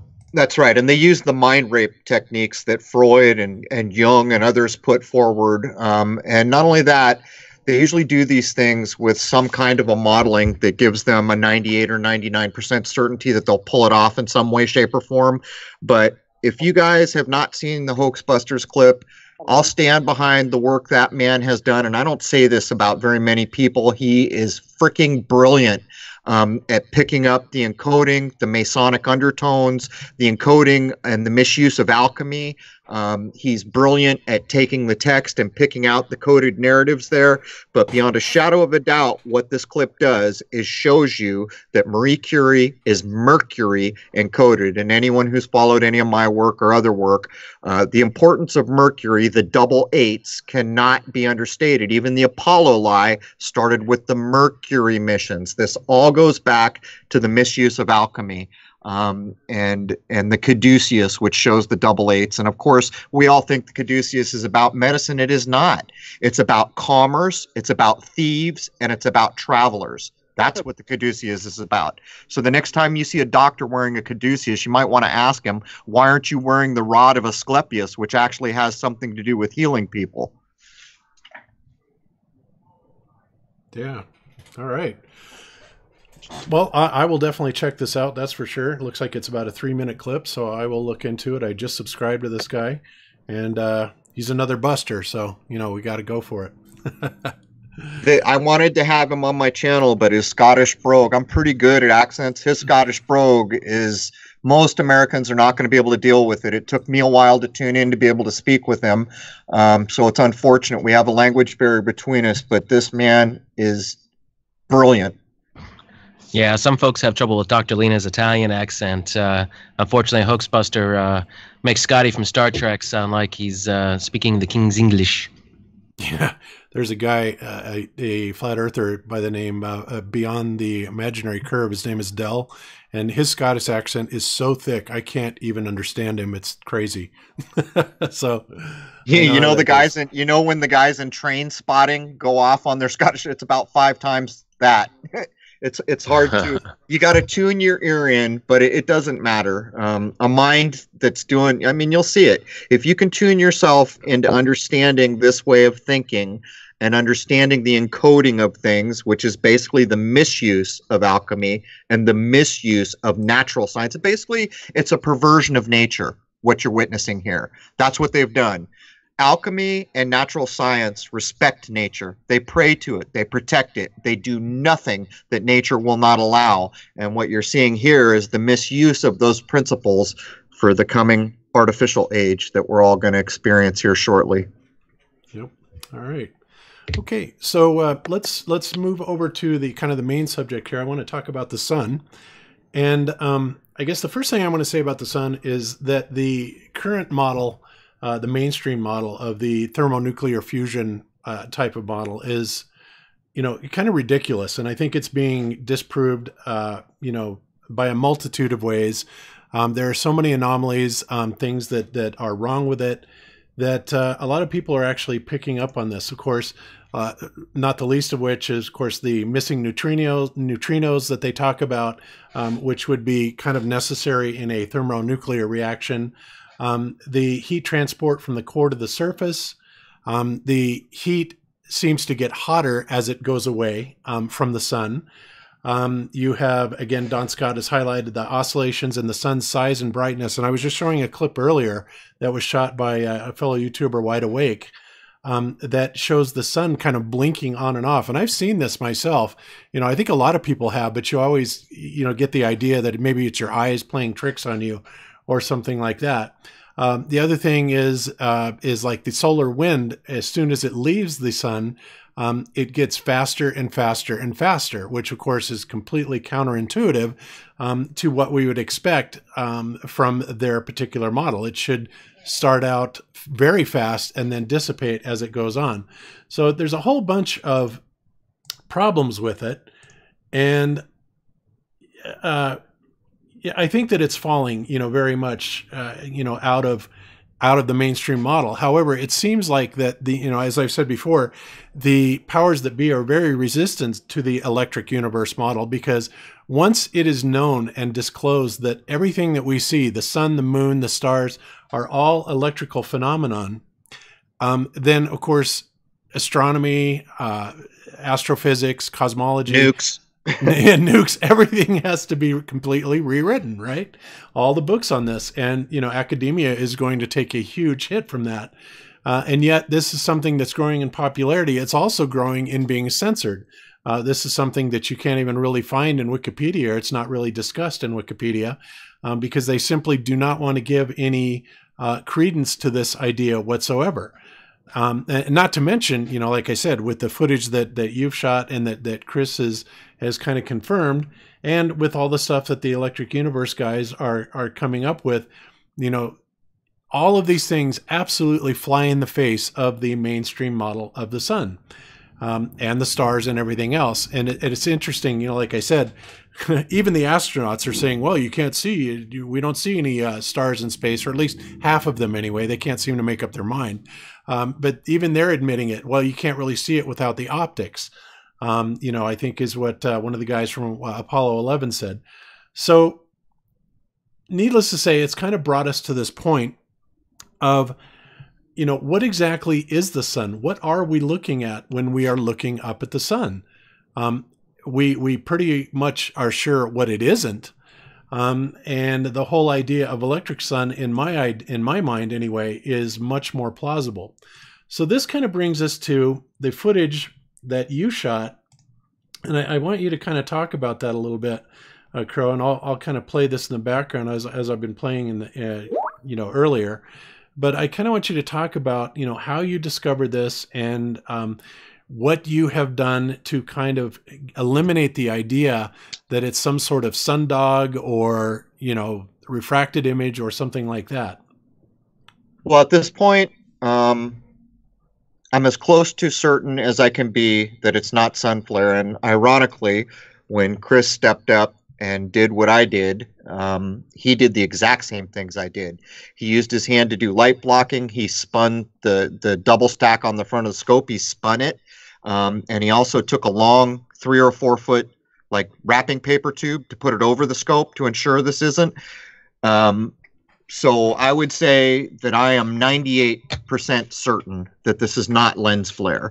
Not only that, there's all kinds of footage coming up. Not only that, Chris sent me footage where he was just filming a sunrise the other day, and lo and behold, another, I guess we'll call it a body for lack of better descriptive terms, comes poking out from behind the clouds. Here's what I think. Someone just pointed out that hydrogen alpha is in the visual spectrum, and to be fair, I would need to look that up right now to again refresh my memory. I did it way back when I first got my hydrogen alpha scope. But I suspect that under the right conditions, and the right conditions being during a solar eclipse, during sunrise, or during sunset, that in the visual spectrum, the spectrum everyone sees with a regular camera, nothing special, they can detect the second body. What's going on here is a hydrogen alpha scope with a double stack is filming it. And what that does is it allows us to see surface detail on the sun, the prominences, and these other things. But Chris is in here with us, right? Yeah, he's here. Yes, I'm right here. Chris, how certain are you that this is not lens flare? Are you where I am, or are you somewhere else? I am right where you're at, 98% sure. It's not lens flare. Not only that, there's enough footage floating around that show double bodies. And again, I'm going to point out some things that were known from time immemorial based on natural science and what I guess we currently call alchemy. Under those philosophical principles that are wholly here to describe nature and what human beings can do within the scope of nature, to include reaching enlightenment or heaven or whatever you want to call a higher state of being, is that the sun is conscious. That is conscious. As a matter of fact, when you go down to the beach in those philosophical ways of thinking about our world, that fire that you're sitting in front of is conscious. And Hollywood's made fun of us plenty of times about this too. There's an old movie about a guy who likes to light fires and burn things up with Kiefer Sutherland's dad. What's his name? Donald Sutherland? Yep. And in that, he's the crazy dude who likes to light things on fire, and he constantly refers to the fire as being conscious. They're referring to these older ideas. But having said that, we're at such an early part of the game. I mean, I filmed this in 2016, and I did everything I could think of, but I was so worried that I didn't have enough experience with the solar scope, a few hundred hours tops at that point, that I was missing something. And then when Chris came along, who has a lot more time on solar scopes than I do, I think, we began to talk, and it became pretty clear that when I finally got up the guts, because of the Falconelli research Jason and I did, to announce, I think there's a second body there. As a matter of fact, I think it's a bit like saying there's one God, but there's three gods, but there's actually one God. I think that's the philosophical ideology that's being demonstrated in all this. In other words, the Father would be like the sun we don't see most of the time. The sun would be the sun we do see, and the Holy Ghost would be the moon. But these things are so far from being proven. These are theories. These are things that I'm bouncing off old, ancient texts. But now Chris and I are going to gang up together, and we're going to do simultaneous viewing and other things with some pretty good tools. Yeah, I think that's a great idea. And when you were on Iron Realm Media the other night, I was kind of suggesting, I wonder what would happen if you could You know, it's unfortunate you can't pull back. There's no zoom on a solar telescope. And a lot of people did obviously ask that question. Well, why didn't you just pull back and look at both of them at the same time? And obviously because there is no zoom. But I think it'd be interesting to have two of them side by side, or in your case, where are you at, Crow? What part of the world? I'm in Rhode Island. You're in Rhode Island. Okay. So northeast. Yeah. Okay. And Chris is in Colorado. So, I mean, that'll be cool to get it, you know, be able to look at these things from at least across the country. But I think it'd be neat to be able to get it side by side. But, you know, some of the things that make me realize that this cannot possibly be like any type of lens, you know, flare or aberration or anything like that, is because you're literally panning back and forth, and you can see differences. You know, on one sun will have prominences, and the other one, you know, doesn't necessarily have those features. And as you know, Chris's footage had the telephone lines in front of it. Now, I know a lot of people came forward and said, well, you know, that looks like telephone lines to me on the main image. But now oh, go ahead. I can address that. What you're seeing in the main image is the hint of where the line should be, but I know how an H-alpha scope works. If there were lines in front of the sun, you would have seen it. I've filmed things as small as birds going across the sun. So in the H-alpha, you would see lines going across. There is no ifs, ands, and buts, and he proves it, showing it over the object that we don't see, whatever we're calling that, the second object. So this is where it feeds into the theory. There's one God, but there's three gods, but there's really only one God. That one God is creating the sun, the Holy Spirit, or the Holy Ghost, right? So is it possible that this other object is creating the sun we see, the moon we see, and so when it is covered with the telephone lines from our parent point of view, we see the hint of where they should be when we look at the sun we do see. And again, this is all theoretical. It is all very young. These are ideas that I'm working with as we try to learn more. Yeah. And I have a doubt. We see because I really like the topic of the two suns, and I have a lot of clips, and also two moons, not just two suns, and always it's apparent like this is a reflection in the atmosphere, not in the lens of the camera. But my question is, if supposedly it's gonna be two light sources, it's not supposedly to have two shadows? Yeah, that came up a lot. So I think that's perfectly logical. I think you could argue that all day long, but the problem is would our naked eye pick up the second shadow, since the object casting it can only be seen in hydrogen alpha, as far as we know, at least at certain times of the day. But that's a really good point. But what if the other object is beyond the hard, fast barrier, beyond the firmament? It almost looks like you're looking through water or glass. It's kind of out of focus, but you can still see the edge. So what if it's literally creating the source or the energy for the sun we see? These are the ideas that I'm thinking about, but your logic is sound. If there's two light sources, then I think we could argue that two sets of shadows should be detectable even in H-alpha. I don't know if you could see that with your naked eye, but nonetheless, it should be detectable in some way. But then if you place the other object outside of the barrier, then what does all that mean? Yeah, in fact, I don't know if I can share my screen, Bob. Absolutely. Just for, no screen shares for you, bro. Okay, guys. Yeah, fire away, Uru, anytime you're ready. Yeah. Okay. No, I just want to. I don't know if you are seeing my screen now. Yep, we see it, and you are presenting.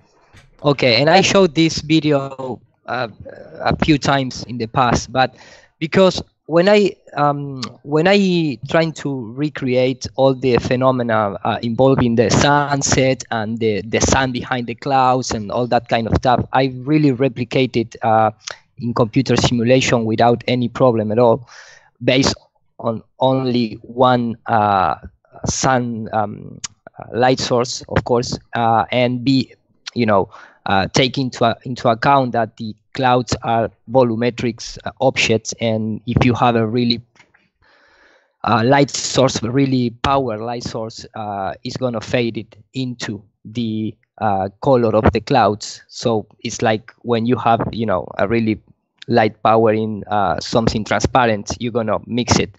Right. This is not the point. The point is when I really spend a lot of hours trying to recreate things with my tool, which is a computer, and trying to observe in the reality. And what I did here was, and I hope you are looking the right monitor, right? You are looking at PowerPoint document. I see. Yeah, I see what you're doing. Okay, perfect. So when I recreate like a glass atmosphere, it's not a glass. I prepare a glass reflection in the computer, because if not, it's gonna take me like a millennium to render. So I condense all the atmosphere layer in one solid object, just to see how the light behave. And when you have these kind of properties into when you put the light reflection in the glass or volumetric objects and things like that, you can recreate two suns, of course, like you see here. Like it depends of the point of view of the observer, right? And what quality of light, if I can ask you, what quality is that light? What is the light? Are you using an infinite light source? What kind of light? Yes, it's an infinite light. Okay. It's rendered with Arnold. But the point of maybe I make some twist. But what I'm trying to say is, like, for example, you can also replicate an isotropic behavior of the light, which is something that we see in our real life, which is the property of the light to spread out and form a circle. And when I trying to say with these two objects in the sky, that for me is something more a behavior of the dome or firmament of just the layers accumulated in the atmosphere that like acting as a glass, it's because when you see here, for example, the real life scenario, you can clearly see how the camera rotates around the ring of light, and it's not a lens flare. You are actually filming a local position of these reflections in the sky. It's not based on the light entering into the camera.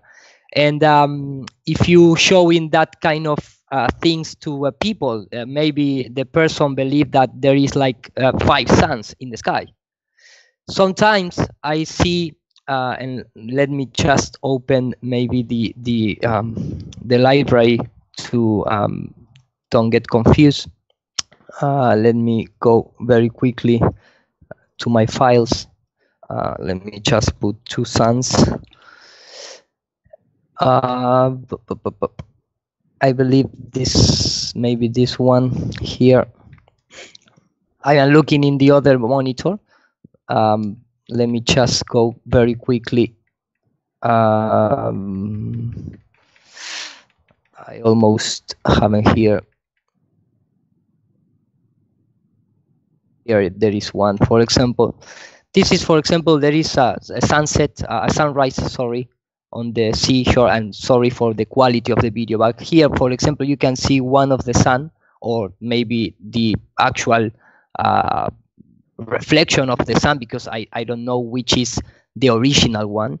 And here you can start see the other coming, and also with refraction in the sea, in the ocean, and like almost the same properties. The only properties that a reflection doesn't have is the shadow. So for me, when I see this, and based on my study on computer graphics, I believe, okay, we are seeing one actual object, and the other is a reflection in the atmosphere or the layers of the atmosphere. And of course, it's not going to be 2 shadows because we have only one light source. And I see a lot of behavior in the atmosphere with the sun dogs, with the rainbows, with this like 360 spiral light projecting by the sun, the anti-crepuscular rays, the crepuscular rays, things like that. That for me, we are talking about one light source, which of course is not the actual sun that we see. I believe, like you did, like we are seeing the projection of the light, we are seeing the projection of the moon, which is in the atmosphere. Because, for example, when you go up high enough in the atmosphere, you can no longer see the stars. You need something like the Sophia plane of NASA and see another spectrum of the light. You need something like a radio telescope to see the stars when the atmosphere is not enough to project those lights. So maybe the sun that we see, the moon that we see, is a projection of those light in the atmosphere. I'm with you. What you're doing here is incredible. I mean, I can't say you're wrong. For all I know, you're spot on. The difference between the way that I'm coming at this right now and you are is you're modeling it, and nobody can make fun of that. You're doing what you're doing. What I'm doing is going back to the oldest source of text. Like one example you can look up is what's called the Masonic tracing boards. Have you ever seen how the sun and moon and the pillars and everything you see in the Masonic tracing board, but there's a hole through these clouds and there's a light source coming in, hitting the sun, going off and hitting the moon, and then the light coming from those, there's little angels holding magnifying glasses. You know, these are the kinds of ideas that I'm looking into. But what you're doing here, I don't think you can argue with what you're doing here as a possibility. I mean, you're demonstrating it. Thank you. But here, I believe this is one of the most, for me at least, one of the most clear examples, because this is our videos around the world that showing this phenomena. But here we can, maybe some of you guys have been seeing this before, but this is a really nice quality. It's a person on the sea, which are talking. Can you hear the audio of the video? Nope. No. Okay. You can reshare though with sound. Yeah, let me just resharing very quickly. Okay, and you know, I would ask while you're setting that, Iru, how come we didn't see tons of double sun images 5, 6, 7 years ago? Why is it all now happening? I completely, I don't have any answer, because 7 years old, I never I never look at the sky like I did from the 4 years ago to now. Right. So I can't answer that. Okay, but so here I am out here in September, and as you can see, there's obviously a really very clear planet that is right north of the sun. And wow, I would love to say it was the moon, but since the moon happens to be right here on the opposite side, there's no way it is. And since we all have been taught in school that Mercury and Venus do not. So when I can compute this, and in fact I did. For me, this is the real object, and this is you can clearly see in the distortion of the cloud. Here is the clouds accumulate all the light, so this is the real sun, if you want to see it that way, and this is the reflection of the sun. Why we don't see this all the time?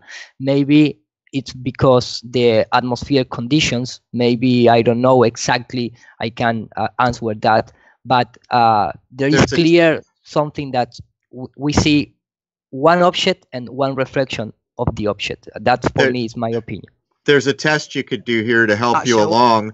That sun that you suspect is the real sun should be exactly the same size as the moon. So in an editor, if you draw a circle around it and then went over to the sun to see if they're about the same, that would begin to support what you're saying. Well, for example, this is, if I take a screenshot there, and if I go to the part of the video where the woman filmed the moon, which is something, let me go back that, and I paste it here. I did it really quickly, okay, but I believe if I take this and I paste it here, you can see it's a complete match. Yeah, they're very close, so that starts to support what you're saying. So no, and in fact, when you when you start compute all these atmospheric phenomena via computer, of course, it's a model. It's just a computer. It's not real life. But you can create all this kind of behavior of why the sun cut off in the horizon. You can always also show why the sun it's like behind the clouds or intermediate the clouds and things like that. And of course, you can also see how the clouds or volumetric object which amplify the light of the sun, of the reflection of the sun, not the actual object of the sun. And I have a lot of other clips showing two suns and only one showing two moons, but with the same kind of phenomena, which is the apparent moon, the reflective moon, and the actual moon. But just I want to share this. Here's I totally appreciate what you're doing, but I mean, you can't argue with modeling. So what it comes down to is, are we interpreting it? And if you can begin to replicate what we're seeing, that has to be considered seriously. But when I start to ask myself, wait a minute, what, 6, 7 years ago, I never saw pictures of a double sun. And now it seems like everybody and their brother's posting them. So I consider these things. And then I go back to the Masonic tracing boards, and then I go back to the old alchemical texts.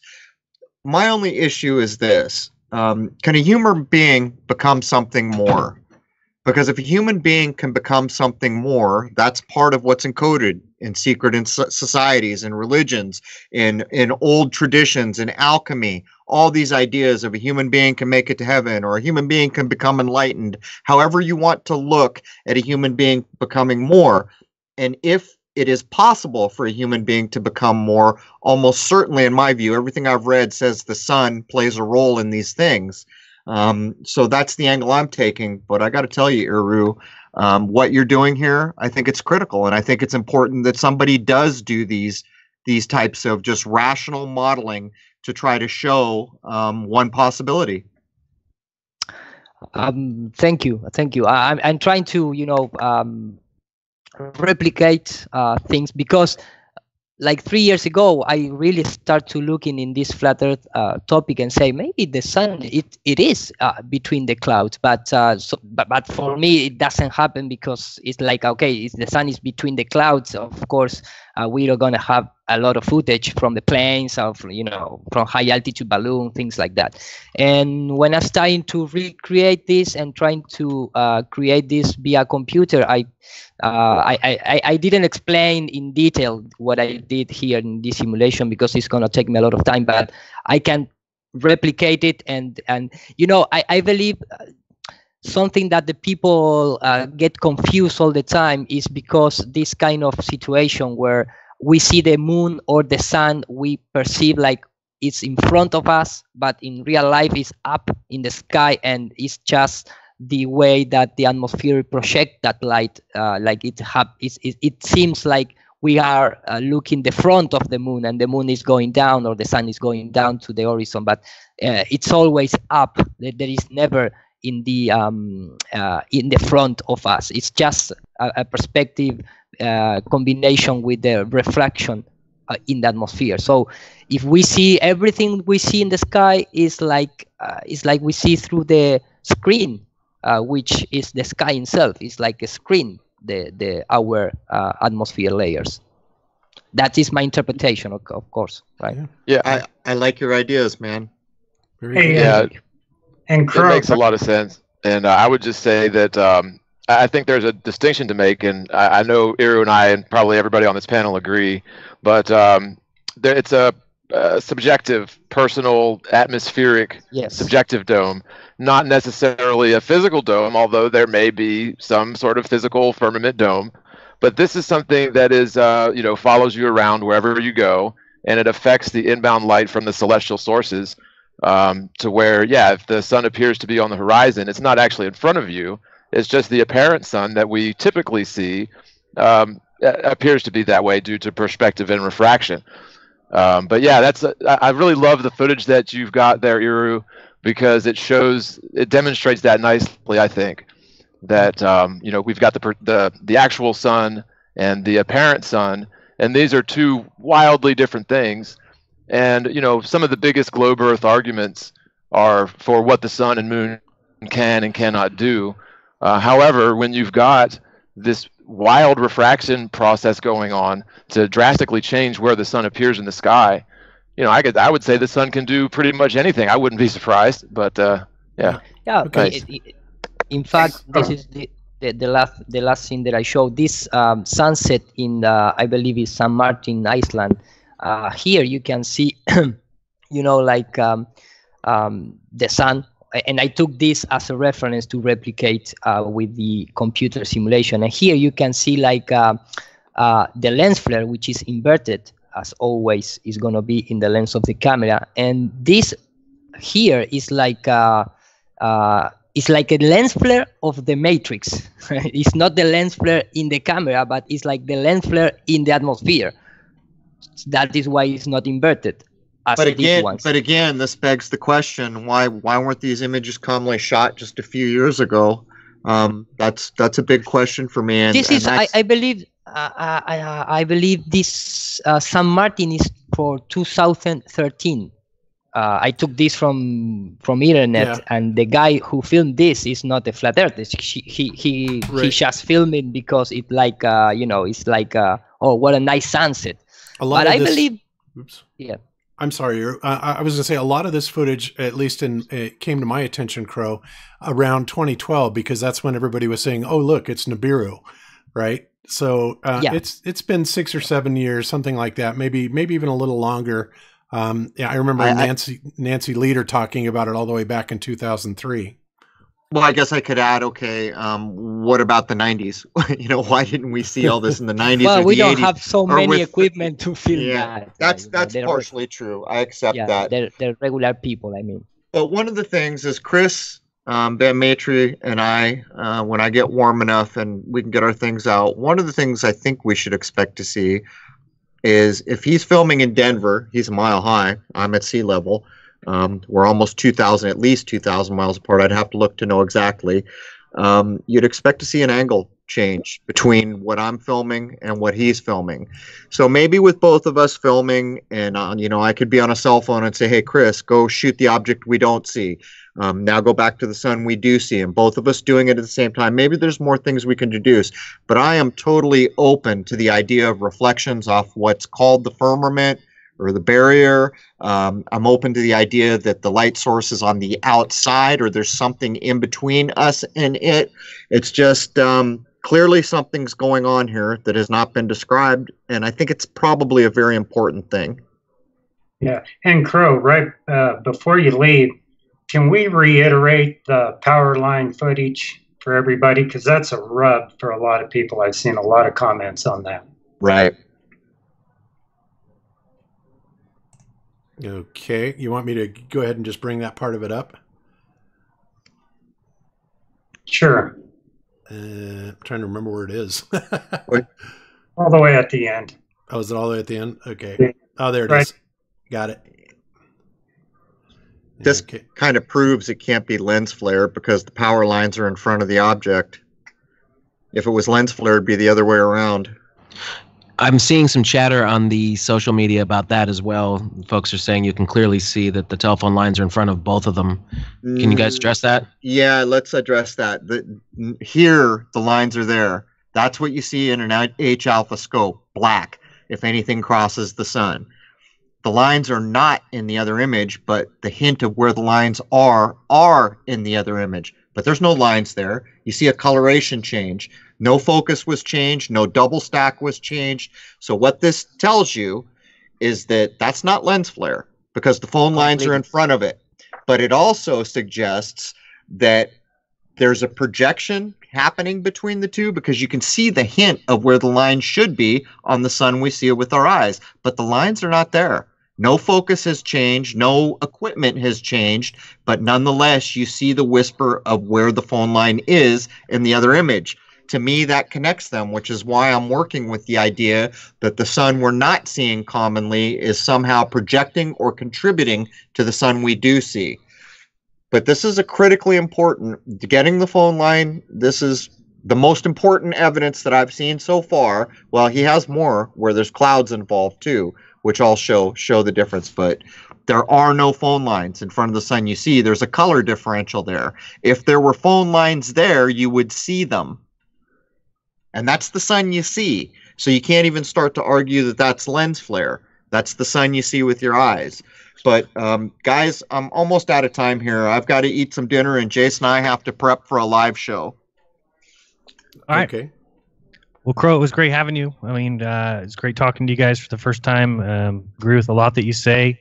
the reflection issue is big as far as the sun goes. I've seen a ton of the old ceiling paintings like the Church of San Ignacio, which describes exactly what you're talking about, where there's one angel that's holding a mirror and reflecting the sun. And I think there's so much hidden in that. And so it was great having you. Glad you came. Well, I'll tell you another thing. For those who follow the podcast, we had a naturopath and a homeopathic doctor from Italy who also prescribes spagyric remedies to cure people. Spagyrics is alchemy of the plant world. When he saw the Double Sun episode we did, he commented to another person that we know that he's known through his alchemical training for a long time that there is more than one sun. That's something to think about. But anyhow, I want to thank you guys so much for having us on. I'd appreciate it if you'd put links up to our stuff. So if your audience want to see the film or follow us or check out YouTube, that would be great. Jason, anything to add? I got to get ready here. Well, we're going to address more of the Double Sun stuff coming up. I'll explain to you more about what I'm seeing on social media. I want to make sure these things are getting addressed because it's really important. And of course, we don't know exactly between you and Chris and everyone. We don't know exactly what this is. The whole point is something keeps showing up. And of course, more work needs to be done and is going to be done. And we're going to try and do our best to figure this out. And I will do my best to field those questions on the social media so that we all are working towards the same goal and not in opposition. There you go. I'm convinced it's not lens flare, but that's about what we know. And we use language like second sun or other object or the thing you don't see. That's because we don't know yet. This is brand new. Even though I shot it in 2016, it took Chris replicating what I did and, luckily shooting the phone line to add a bit more. And Chris and I are going to start shooting together. But anyhow, thank you guys so much for having us on. As you know, we've got the TFR live show tonight. I think we're going to have Max Egan on because he got censored. So anyone who gets censored, I got to talk about. There you go. Okay, well, beautiful. Yeah, nice to have you on, Crow. And I've got one more quick screen share if I could. Certainly, Chris. Go right ahead. Oh, by the way, I've got to bail too, guys. So thank you so much. I got to do basically the same things Crow does. Okay. So let's do this again. It was great chat with everybody, and let's catch up soon. Okay, sounds good, Jason. Crow. Guys, thank you so much for joining us. I'd love to have you on again in the future. And we have put links to all of your videos and the Shoot the Moon trailer and movie in our show notes. So, well, thank you for the warm welcome. Definitely appreciate it. And yeah, let's absolutely do it again. Thank you guys so much. It was nice to meet you, Iru. You have one of the best podcast names ever, and I truly appreciate the modeling you're going to do. And Chris, go ahead and I'll stick here for just another minute to see what you're going to show. Okay, I'm trying to get it up. And if you need something about my simulations, please let me know and I share with you. Thank you. Yeah, Iru is definitely our resident expert on video graphics. Okay. Video graphic. No, okay. Did you say women? Yeah. Well, that too. Yeah. Go ahead, Chris. Oh, there's the viewfinder on the H Alpha. How, that's interesting. Wait a minute. How is that even happening, Chris? That's not the way the viewfinder is a through hole. There should be no way to double image on a through hole. Exactly. I caught this about 45 minutes before the show. Wow. So just so everyone's listening, there's like this little film that cuts down the surface brightness of the sun so you can use naked eye, but you're basically looking through a straw. That's the viewfinder on this type of hydrogen alpha scope. But the moment I saw it, I said, wait a minute, how's that even possible? And it's a pinhole too. So the pinhole in the front is creating a double image on the back. Is that what's going on, Chris? Or it's picking up the other image or the other object. Damn, dude, you're just getting evidence hand over fist. I gotta get my damn equipment out, man. It needs to warm up quicker. But when I saw this, I got chills. I'm like, that can't happen unless there's actually something there. You heard me. The moment I saw it, I said, wait a minute, how can this even happen? All right, guys, I got to go prep up for the show. Thank you so much for sharing links. Thank you much for having us on. We'll do it again on another occasion. See you guys. Take care. See you. Bye-bye. Thanks, Crow. All right. And that is a really nice image. And that is why I believe that we have, like, you can take it in the way of the atmosphere behave, but it's like a lens flare of the atmosphere, or in the matrix, if you want to say, like, because if you see two objects in the sky, it's because at least in that projection you see two objects. Maybe one is a solid or the real object, and the second one is the projection, but it's not based on your lens. It's based like in the matrix lens, if you want to see in that way.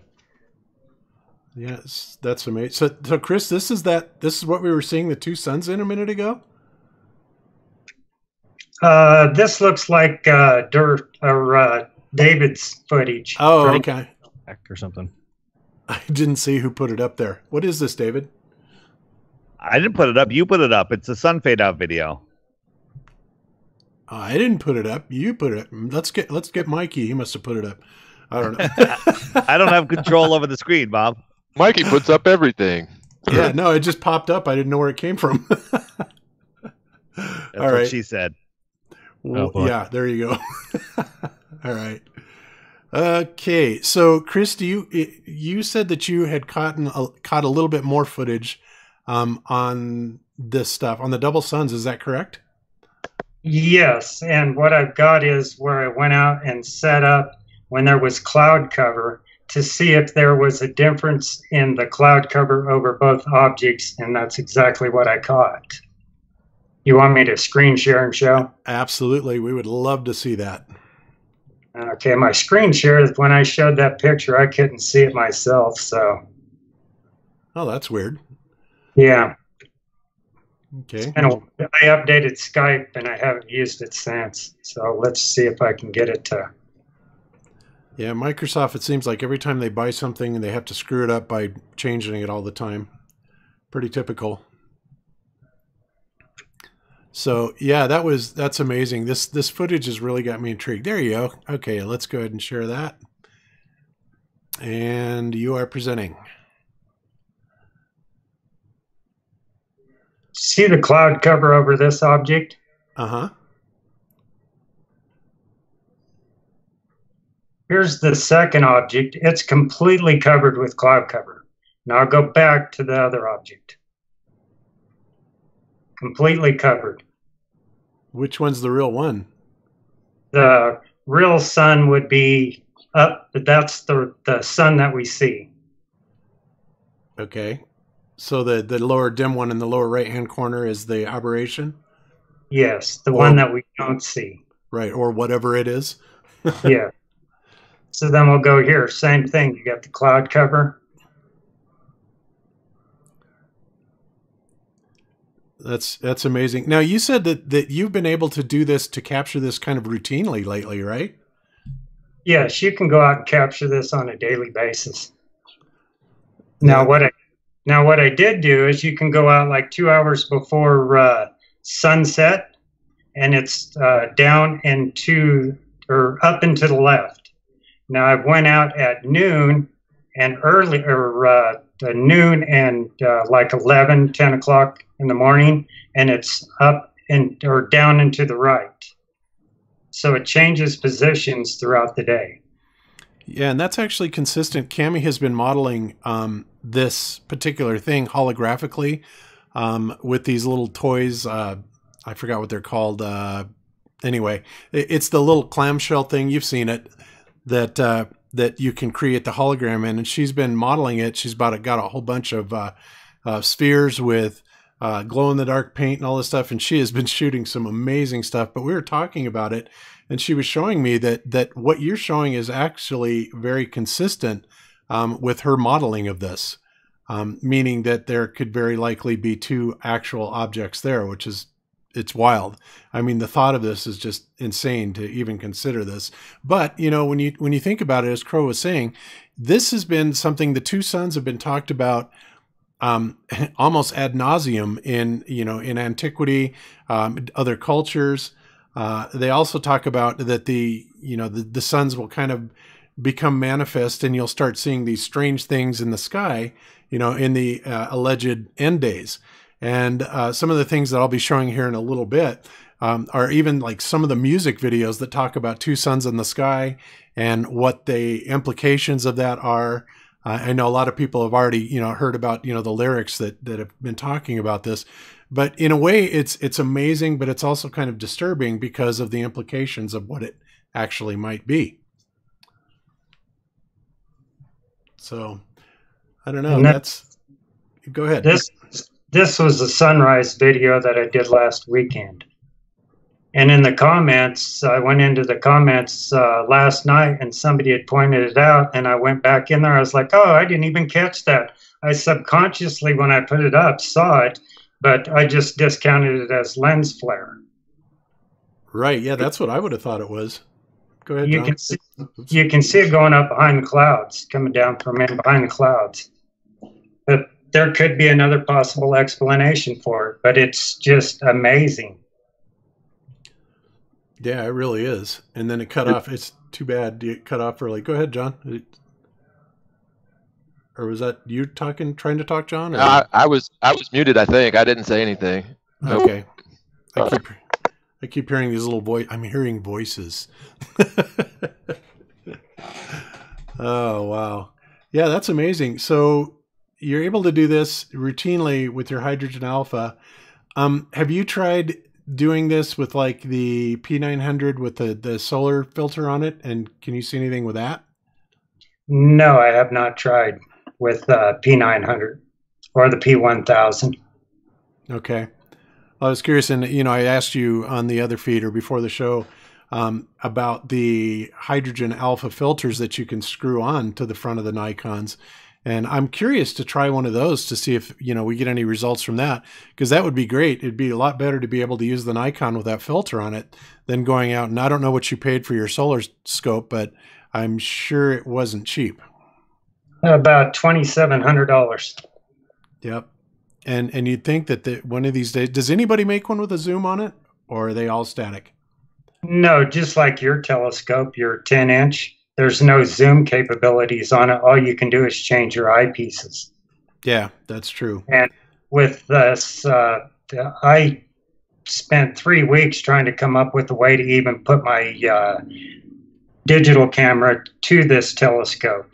And they have an adapter that you can drop a eyepiece in so you could change the zoom. But with the way the camera is built, they tell you to be careful because when you put the lens in there, that when the mirror flips open, you can crack the mirror inside your camera, and you got to get it extremely close to try and zoom in. But you can't zoom out any further. The zoom out on this, it's the widest angle that we can get through these hydrogen alpha telescopes is what we're shooting. Right. So there's no way to zoom out to try and catch both of them in frame at the same time. And that was another one of the big comments that people were hollering about. Just zoom out when show both of them in the frame. Well, you cannot do that. The telescope is not built to zoom out so that you could catch both these objects. If we could, that would have been the first thing I'd have done. Right.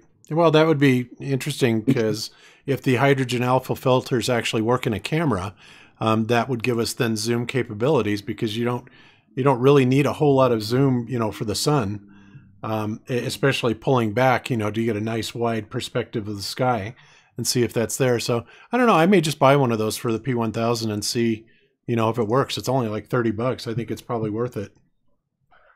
Hey, Chris, a question for you, sir. The proximity of these two apparent objects, whatever you want to call them, is it pretty much static, or is there a variable in the proximity of the two objects, or have you? Oh, you mean the separation between the two? Yes, sir. No, I just discovered here last weekend that like from noon till from like sunrise till noon, it's to the opposite direction as it is at sunset. So what I plan on doing is going out and doing an all-day observation and seeing when it flips, or if it just flips all at once, or if it gradually makes its way around 180 degrees. Gotcha. Huh. So like Crow said, we're just starting to try and pinpoint and come up with more data to try and pin down exactly what this is. Right, because if if there was a static distance between the two that never changed, we could, that would support the theory or whatever that it's two separate objects. But since there is this sort of change over the course of a day, then I think that sort of leans more towards it being an like an apparent projection, reflection, whatever, as Iru is postulating.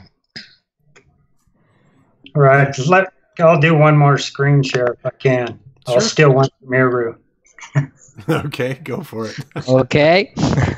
Hey, don't tell me anymore for my screen shares.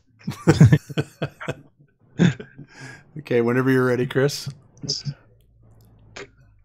But yeah, this is amazing. The other thing is not only is there this infrared footage, or the hydrogen alpha, footage that's going on, but there has been a rash, like I said, since like 2012 when everybody was talking about Nibiru coming, and we actually even did, a show that covered a lot of that, where it seemed like it was being telegraphed to us in movies like Star Wars. You had, what was it, like Tatooine had the dual suns, which looked precisely like a lot of these dual sun Nibirus that people were claiming was Nibiru. And, since then, I've seen a lot of it. But the thing that really makes me wonder is that not all of the dual sun footage, it shows the suns like, in close proximity to each other. I've seen some extraordinary footage where literally you'll see the sun and moon on one side, and then they'll pan like 120 degrees across the horizon, and there will be what appears to be another sun. And it's like, okay, what is that? So that may be, what Iru was talking about as far as those type of aberrations. But, I don't see how they can just be willy-nilly happening, especially in the heliocentric model. I could certainly see it if there was a dome above, but it's just very interesting. And I also noticed that a lot of these seem to take place more often in the north, the far north, like Alaska or northern Canada, than they do like around the equator or, in the general United States area. I don't know if that has anything to do with it, but it just seems like that's the way that they are coming about. Bob, do you ever think that the dome could be working like that hologram toy you guys have, which is a dome on top of a dome? I mean, Yes. that's what's happening, in my opinion. Yeah, I believe, something like I mean, of course we can have a dome. In fact, in Latin, the word dome means house. So, of course, we are under a house, if you want to see it that way. But all the phenomena that we analyze under the 20 kilometers in the altitude. So the question here is, when you goes up, and if you, I have studied like thousands of hours in terms of high altitude balloons and sounding rockets, and you can clearly see how the sun and the moon are really, really tiny in comparison when you see from the ground, because of course you are above all the amplifier and magnifier layers called atmosphere. So the question here is that we know that NASA has this plane called SOFIA for study the radiation, if you want to see in that way, of the lights in the sky, not the actual in the visible spectrum. So we need to, to complete things, talking about the lights in the sky. We need to go really high up and observe, a same phenomena that we see here on the ground up in the sky. Because when you go up, you don't have any more that magnifier. And so the things up in the sky, the things, the light behave differently than the ground. So we are, we are creating models, but we are creating models only from the point of view of the ground and not from above this screen layer called the atmosphere. I don't know if you understand what I'm saying. No, I absolutely understand what you're saying. And you're right. Obviously more perspective on this would be very helpful.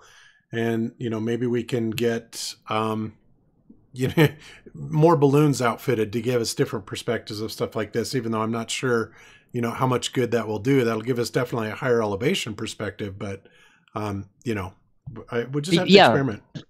Yeah, If because we had I NASA's don't budget believe for one day, Of we could go for years.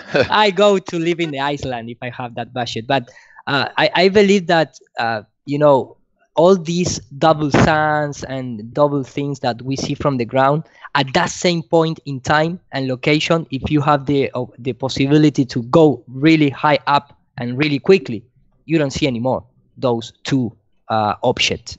We see two objects because we are leading with all this atmospheric behavior. But if you can go up at that particular time, you stop seeing those two objects, and you maybe see only one. And if you go really, really, really high, I don't know how much.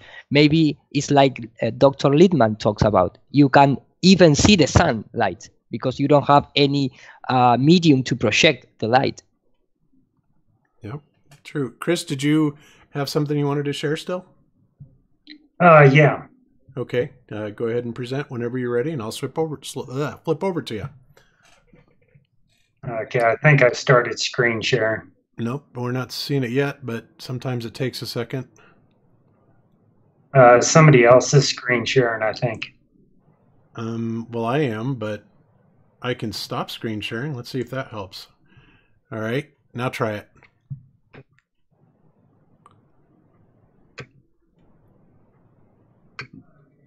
Stupid Skype. Can you see the image? Nope, not seeing a thing. Except your picture. Yeah, you're seeing the picture of the telescope? No, just seeing you. We're not seeing anything. You're not screen sharing. Oh. It's always something. Yes. Hey, you were sharing a minute ago, so I don't know what happened, but maybe Jeran touch some button. I think it's the arrow's not going to let you have any of the screen shares. That's what it is. Don't blame me. I'm not responsible. Yeah, you are responsible for everything here in this show. All the bad things. All the bad things, yeah. One more time. Yep. Only when it comes to audio, though. Nothing. King. Still not seeing it, Chris. That's crazy. Okay. Let me drop the picture to you, or the two pictures. Okay. I'll put them in the Skype chat. Okay, fair enough. Find them. All right. All right. Sorry, guys. Little technical issue. Nothing too bad. Just waiting on some image here. But yeah, I think it's interesting because, you know, like I said, we've got so many pieces of footage now that are coming out that are in the visible spectrum that we're seeing this, you know, all over the place. And of course, recently we're starting to see these moon aberrations as well. And again, like I said, I don't know exactly what to make of it, but you know, I'm kind of like Crow, and I like to tie things into ancient cosmologies, ancient mythologies, if you will, and even, you know, biblical scripture, you know, about what it says about some of this stuff. And like I said, it's kind of disturbing because, you know, the Mayans, when they've talked about this, you know, these phenomena in the sky, the blue kachina, the red kachina, you know, certain things that have been likened to some of the observations that we're seeing. Near skip. Oh, okay. Thanks, Cammy.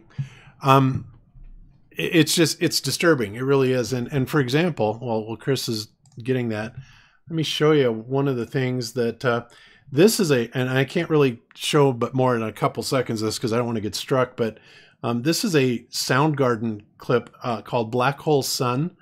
And that's kind of bizarre, but you know, we see these things that there's like everything's being drawn up to this thing up in the sky.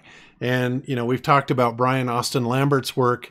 You know, even though I don't care much for Brian Austin Lambert, you know, I have a feeling that he may be onto something, you know, with this so-called plasma apocalypse, because, you know, we do know that our electromagnetic field, our magnetic field is absolutely starting to shift, and it's starting to shift at a fairly dramatic rate. And if this happens and we actually do get a magnetic pole reversal, who knows what could happen, but it seems to me that it would kind of wreak havoc with our plasma upper atmosphere that we've talked about in the electric universe posits. And, I just don't know exactly what to say. And of course, this also combined with what we found out about, the so-called mud floods and the fact that there are resets every so often. It just makes you wonder. And I don't want to be a Debbie Downer for everybody even talking about this, but it's not something I'm going to ignore either, because I think that there is sufficient evidence, especially with the really weird things that are showing in our sky. I don't know. I don't know what to say about it. I really don't. It just seems like all this is happening, and it seems to be happening according to some sort of scriptured prophecy. And it's disturbing. Okay, so Chris, I've got these two images up, and this is the hydrogen alpha scope. And what did you want to say about this? Hey, Bob, we can't see what you're showing on Skype. It is going out on the feed, but it's delayed. We don't see it on Skype. Oh, crap. Yeah, we don't All see right. it. My bad. All right, let me Sure it's not Jaren's bad? Yeah, It's Jaren's bad. Damn Jaren, it's always his fault. Yes. All right. I have so special, keys over here. I'm just pressing different buttons and watching you guys fail. And that is Okay. why you do the pre-show. Right. that's right. Okay, so now can you guys see it? I can see it now. We're looking at a telescope. Yep. Okay. Okay, Chris, take it away.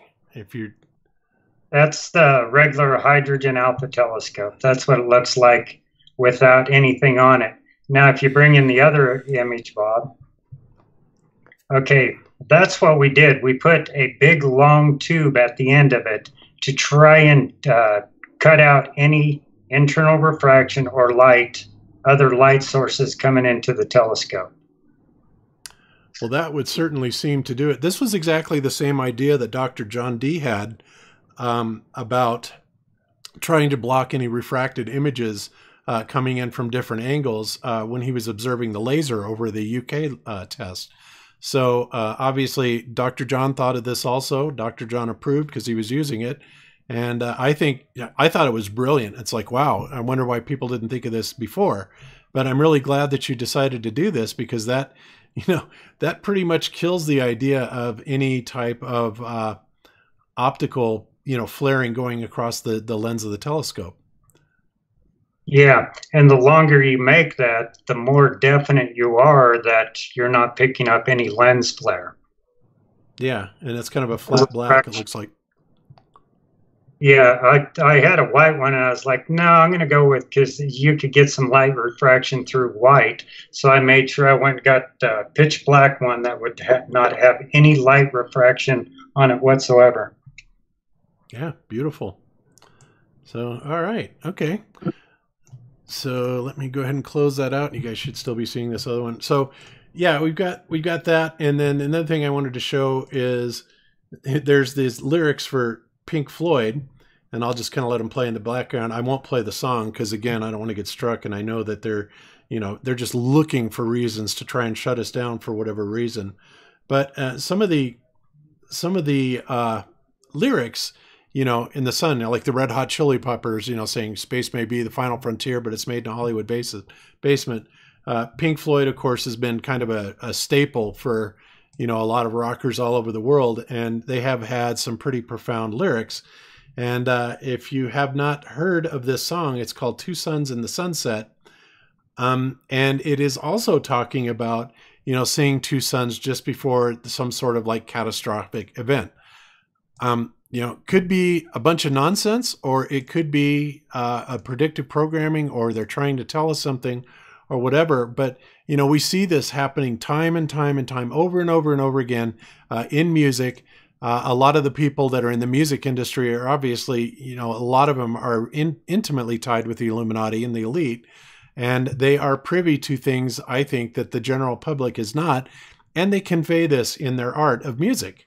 And so it's just another piece of this preponderance of evidence, where we're being fed this information. It's all out there. In my opinion, everything is out there. Sometimes the way that it's presented is in ridicule or in music or in art or whatever. But the bottom line is it's out there, and you kind of have to use your own discernment to figure out what exactly is going on, right? So anyway, those were the words to that. I just find it interesting, but like I said, I won't play it, but it's called Two Suns in the Sunset, and you might want to check that out. So, all right, let me see if I got anything else. Now, David, I was showing your sun fade out. This is something that's interesting. And also Chris did some tests about this a while back. It was one of the times that Chris was on our show, and he had been privy to, who was it? The Royal Astronomical Society that kind of let you in on some of their footage. Was that it, Chris? The Royal Observatory. Royal Observatory, right. And you were doing some observations of the sun, and although you didn't catch it 100% of the time, you were able to demonstrate that the angular size of the sun is absolutely changing. Even though you didn't catch it 100% of the time, there was a distinct change in the angular size, which of course is something that the Globers tell us is simply not possible.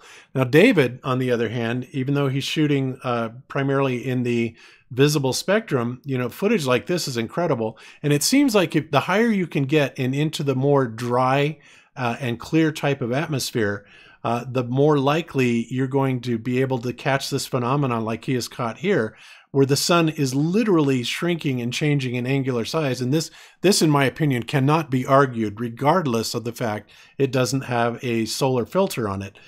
It is shrinking to a point. It is not going down to the horizon. I think this is outstanding evidence that the sun is moving away from us and not setting down below any type of horizon. Bob, let me say a few things about how I get this and what the trolls are saying about it. Okay. It wasn't my intention, actually, to prove that the sun doesn't shrink. The purpose of these videos is to prove that the sun stops going down the quotation 15 degrees per hour when it gets close to the horizon. So, and the only way to do this, it has to be cold and no humidity. It has to be a super clear day. I'm talking royal blue sky all day long with no chemtrails, no clouds. And then you have to film it with a 4K camera because it is so far away. It's so small, you can't pick it up. And you have to film it from elevation. So a 20 megapixel drone with a Hasselblad camera under those conditions works. Now, the trolls will say, this is out of focus. Learn how to focus. This is out of focus because what you're seeing here is about maybe 1/200th of the screen that I went in. I couldn't make any smaller of a box to expand this. So it's just resolution. It's not focus on this. But even if it was out of focus, it doesn't matter. We're seeing the sun. It stops on the horizon. Now, that line you see there, that is not the ground. That is us looking across the thickest part of the atmosphere, and it becomes a hard line. If it was slightly cloudy, foggy, chemi, whatever, that line would be higher and closer to us. My friends that were down on the shoreline on the day I filmed this saw the sunset. They were looking across several miles of water to where there was some low-lying land, and it set behind that land before I even started filming the beginning of this video. So they saw it set from a ground position. So, with these conditions, you can watch the sun. It'll go down, down, down, down, down.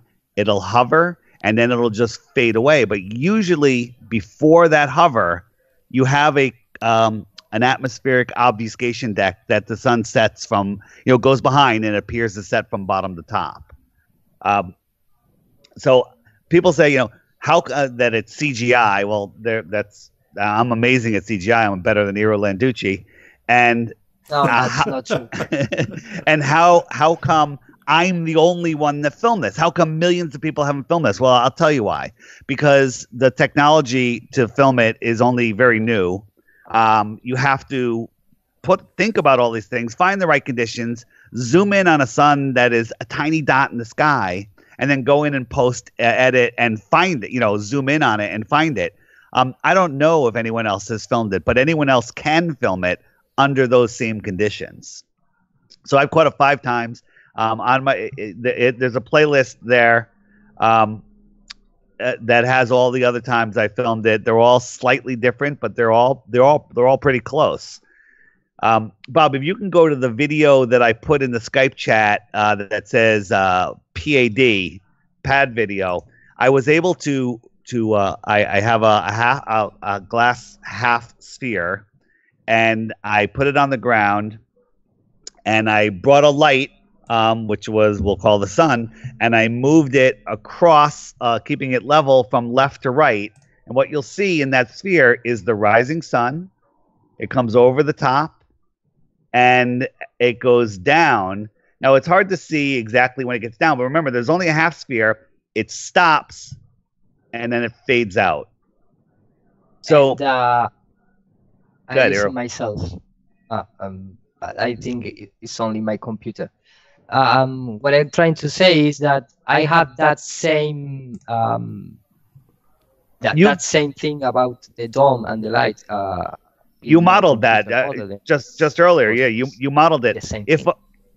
If you now imagine that you're standing in the middle of that half dome or half sphere, and and I did, and I put a camera inside the dome.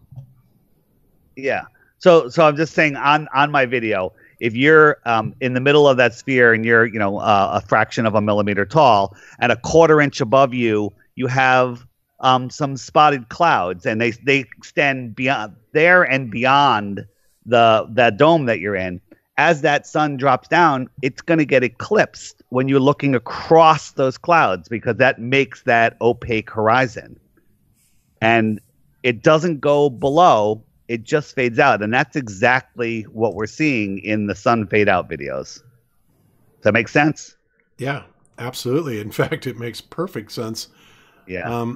So yeah, that's interesting. And while we're on that subject, let me show you guys something else here. And this is what Cammy's been playing with. I talked about the Miroscope is what that little toy is called. And so she's been kind of playing around with this with some fluorescent points. And what you're seeing here is a mirage. It's a mirage. This is actually a hologram. What she did is she took she made some balls and she painted them up with fluorescent paint, and she's hitting it with an ultraviolet light. But and then she can actually simulate the moon phases in this. And it's interesting because when you see it in 3D, I mean, that's not there. That's literally a holographic representation. But what she can get is she can get sunrise, sunset, moonrise, moonset, moon phases.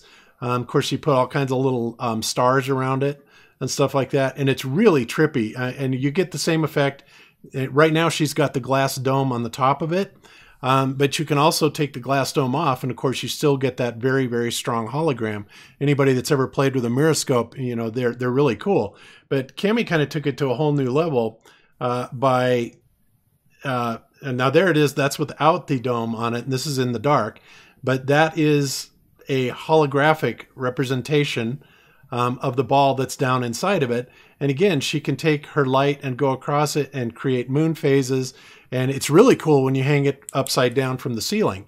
So what you were saying earlier, Dave, about, if this could be some sort of a holographic type of projection from the firmament or the dome shape, as the firmament is described, right? The sun and the moon are within it.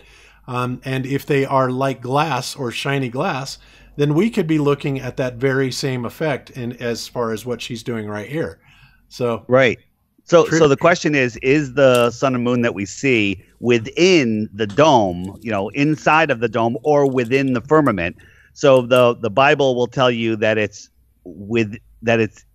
I think inside our dome Don't area. bring that discussion again, please. Well, no, that's okay. The point. No, the last time took about 45 minutes between Rob and the Sun Genesis. Yeah. But I don't care about that. Well, the point is, if it's for lack of a better word, I hate using it, a hologram, a projected image, the lunar wave that we're seeing, if it is rolling along the firmament, the dome or whatever, it could be going behind the moon. Just like my eclipse shows that the moon is going behind the sun, that wave could be behind the moon for all we know. Could be in front, could be in behind. Can't rule either one of them out. Yep, absolutely. So that's pretty fascinating stuff there. You know what we're seeing, and of course, Cammie loves to model stuff, and she's also been working even more so on the map with Karen B. And it's interesting. She kind of works behind the scenes, without saying much. She shares a lot of this with everybody on Skype, but I get to see all this stuff firsthand, and to see this, in real life with the Miroscope, it is absolutely astounding. At how much she's got this looking just like the moon, and she's got the phases down absolutely dead nuts on. It's trippy. And of course, as you walk around it, if you've got this hanging from the ceiling and you walk around, it also gives you that dome perspective where it shifts the literal position of the little ball inside. Just like Jaron has talked about several times before. You did a demonstration with one of these glass domes, and Cammie's just confirming this. Yeah, I'm looking at my glass dome now. I have it in a room that I've never had it in before that has recessed lighting all over the place. And I'm looking at it, and the stars are all through it. I'm just wishing I could rotate my ceiling somehow. They're amazing tools to do experiments with the optics of the sky. And what they will teach you is we can't trust anything that we're seeing from the ground. There's many explanations for what we're seeing in the sky. Yep. Absolutely true. So anyway, cool stuff. Can we talk about the Flat Earth Sun, Moon, and Zodiac Clock app for a minute? Absolutely. I think you had a link here. Let me go find it really quick. Yep. And I tell you that the Spanish version worked perfectly, man. Yeah, thank you. So everyone, please notice the logo. That is the logo for the Flat Earth Sun and Moon Clock, and I'll address that at the end of this very short presentation. A lot of people have been asking about the daylight savings time. If you have the latest version, you'll have the daylight savings. If you look, the sun is pinned to the hour hand, which we all know, and that goes around every 24 hours. If you go into settings, scroll down, turn on the daylight savings, the sun will go into its true position, which is 1 hour behind the hour hand, because they have us in false time, and it actually puts the sun in the wrong place. If it was on the hour hand, you would see that we're just coming out of Pisces, and that's not the case when we're halfway through the Taurus, or whatever sign we're in right now. And then the other thing people are asking me is, it would be great if we could upload our own pictures. Go all the way to the right, select your own picture. You need a dark picture, could be anything, and bam, you have your own background. So I can't tell you, I get a dozen emails every couple days, people asking if there's a way they can add their own background. So that's a simple way to do it. It's in the app. You just got to scroll all the way to the right through all of the backgrounds. The other thing is seasons. If you want to show somebody seasons, the jump 3 months button will watch the sun. It'll jump 3 months. We're going to go from April to July, and so now it's over the Tropic of Cancer. October now, and then out to what's going to be January, and we're on the outside. So it'll jump 3 months. You can't get it exactly where you want it. The other thing is, right now, everybody, I say this every month, we're at a sliver moon. There's no moon, okay? It's because it's not on the app. And also, today's video, as you can see, is Shoot the Moon trailer. But every day there's a new video. I usually upload it first thing in the morning.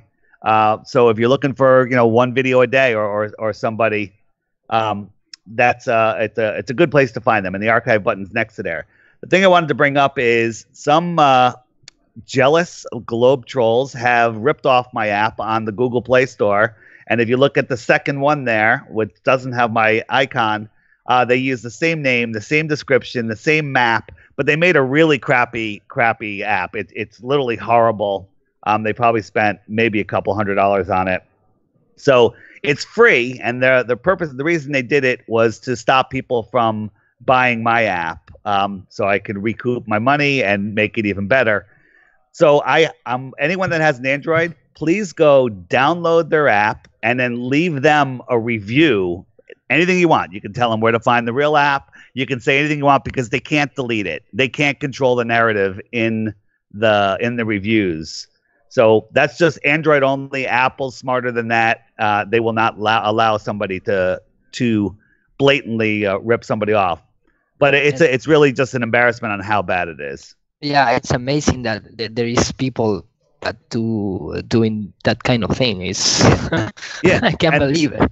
Disgusting. Yeah, one other thing. Well, I'm pretty sure I know who it is because they said they were going to make an app to combat my app. And I think maybe I'm trying to say that even Bill Gates and Steve Jobs do these kind of things. Yeah, probably. Probably. So here's another thing, and I could just do it with Android. If you absolutely cannot afford the $2.99 for the app and you have an Android phone, send me an email, right? Tell me your sad story, and I will give you a code to download it for free. Okay? I don't have an unlimited number. I have a number of codes. So if you absolutely can't afford the $3, let me know. Okay? I have 5 codes and I sell it at $1 each one. So please contact me. He's Skyping. He's secondary market for the codes. You can sell them for $1. That's awesome. Yes. Scalping apps. That's awesome. And with $5 here in Argentina, I live 2 weeks. So yeah, me, please. Well, amazing. So that's what's going on with the Flat Earth Sun and Moon Clock. It's a great tool for waking people up, and it's a great tool just to find out what I check it every morning to see what the high and low temperature is going to be. That's my weather app. It loads faster than the Weather Channel, so I like it. Yep, I like your featured video too, which is awesome. I especially like the featured video of the recent Flat Earth banjo. So good, so good. I mean, talk about destroyed the globe Earth. Wow. Yeah, so good. And listen, if you're going through and you missed a video, the video archive button right next to that brings you to our website, and we have them listed by month, so you can click on the current month and just go back a couple days, click on previous months, because that's what happens. You give it to somebody that's just looking into flat Earth, and they just say, just watch one video a day, and YouTube's not going to feed you any good videos anymore. So we need other sources. Other people need to make playlists. Just make a playlist on your channel and give it to your friend and tell them to go through the playlist one at a time, or give on the app. Just give them the app playlist, or if they have the app, ask them to look at it once a day, watch the video. I try to put short ones during the week, but sometimes there's some videos that are just so good I can't wait to get them out. So that's it. And anybody that's making really good videos, make sure you put a really good thumbnail if you want me to put it up, because it needs to have a thumbnail so people know what they're clicking on. Otherwise, they won't click it. Right. And that's all I have to say about that. Okay, fair enough. Okay, so I guess we'll kind of move on from the sun thing, Chris, unless you have anything else you want to say or present or anything like that. No, the only other thing I'd like to say is I think one of the rubs, the big one, was the power line, and I believe Crow and I both explained that, because that was a big rub with people. And then the other one was hopefully people understand that we cannot zoom with these telescopes. We have the widest angle that we can get, and that was one of the other big comments that people had a rub with. All right. Okay. Fair enough. All right. So our friend Mike just kind of sent this to me in Skype. And if you guys, Mike he's a good friend of ours, and he's also a good friend of Alex, Flat Earth Man. But I just wanted to give him a plug on this. In kind of the spirit of the mud floods, he has created a series of videos, 3 parts that I'm aware of now, called Unveiling a Titan. And basically what it is there's this large mountain that is behind his house and also Alex, Flat Earth Man's house, and here it is, that looks kind of like a gigantic elephant. And what's interesting about it is he will actually go through it, go inside the eye cavity, some of the other cavities of this body, and it's amazing that it seems to have some of these biological features of a pachyderm, or these type of large animals. It sounds crazy, but the level that he has gone to document this, it is absolutely an amazing series. I will definitely put this in the show notes for everybody to check out. But it's Stellium 7 is the channel name, Unveiling a Titan, and there's 3 parts to it, and I will go ahead and add them into the show notes for everybody. So check that out. Yes. Yeah, I had watched part 1 a while ago, and I just scratching my head. I'm like, okay, that's really mind blowing. And then he was Skyping with me the other day while I was traveling, and he's like, "Did you watch the other ones?" I didn't even know it was his video. I watched all 3 parts twice, and my mind is absolutely blown what this world is. Yeah, I know, right? Yeah, I was the same way. It's like, wow. So this is hands down the best type of this type of documentary I've ever seen. It was his first effort, and absolutely magnificent job on this. Fascinated. I met him with Alex. I thought those two were the coolest guys, but now he's definitely way cooler than Alex. Oh yeah, without a doubt. Yeah. Yeah. I met him at the conference too, and he was telling me all about this, showing me the pictures and what he was going to be doing. And the tusks. Look at the tusks. They're a dead giveaway. Is that really part of the? No, is that really part of the terrain? No, John, I'm just kidding. I'm just kidding. Okay. Sometimes when stuff is this crazy, you have to make a joke once in a while. But I encourage anyone to watch all 3 of them. And if you're not really scratching your head wondering what's going on, then you didn't pay attention. Yeah. Okay. All right. So let's see what else I have. I have a couple other things here. It's getting after 4 o'clock, but there is a couple things that I want to address before we move on, or before we close out the show. So we got your stuff done, and yeah, got that done and got that out of the way. Okay. So last week, as many of you know, we did a kind of a response video to Professor Dave, who got a haircut, and I got to admit, he looks a lot better. But he did a response to us, and honestly, I don't even know what to say about it. This is a man that is so deeply indoctrinated in his own world, I guess. I don't even know what to say, and I don't even know really if reaching somebody like this is even possible or not. But so what I thought I would do is, rather than dedicate a whole show to this guy, I would just take one segment at a time, maybe one segment a week, and just kind of address it. But, because I honestly don't think that we're going to get through to this guy. Now, Professor Dave, it has a degree in chemistry. And so that's kind of his bailiwick. And he, in this response video, he basically goes through it, and he calls us, Dunning-Kruger, basically asserting how stupid we are, and all this good stuff. But there's a few points in here that are so utterly ridiculous that I'm just going to, kind of address them one point at a time. So I'm going to play this really quick, just this one segment, and then we're going to kind of touch, and try not to laugh, guys, because this killed me. So you guys may remember the video I played that we were looking at the battleship firing at a target 25 miles away, and how the Coriolis effect, obviously would be a problem. We all know, we've all heard about the Baller's ballistic argument with Coriolis effect, and how it's, you have to compensate for it to some level. So I'm going to go ahead and play this and then show you his response, and then we're going to kind of address that and go forward. But like I said, try not to laugh too hard, because this is so ridiculous. I mean, the only thing I could say is Dave, for being a science major, doesn't know the difference between conservation of momentum, conservation of angular momentum, or Coriolis effect. So let's hear what Dave has to say in response to one of these points. Here we go. Sorry, this is not a valid experiment. 25-mile target from the New Jersey has a flight time of 90 seconds. So you're aiming 90 degrees from the ship straight to the equator to hit that lighthouse. And it takes 90 seconds for the bullet to get there. Problem is, in 90 seconds at the equator, the Earth moves 25 miles. So it takes 90 seconds for the bullet to get from the ship to the lighthouse. But in that 90 seconds, the lighthouse moves 25 miles. So you're going to miss it by 25 miles.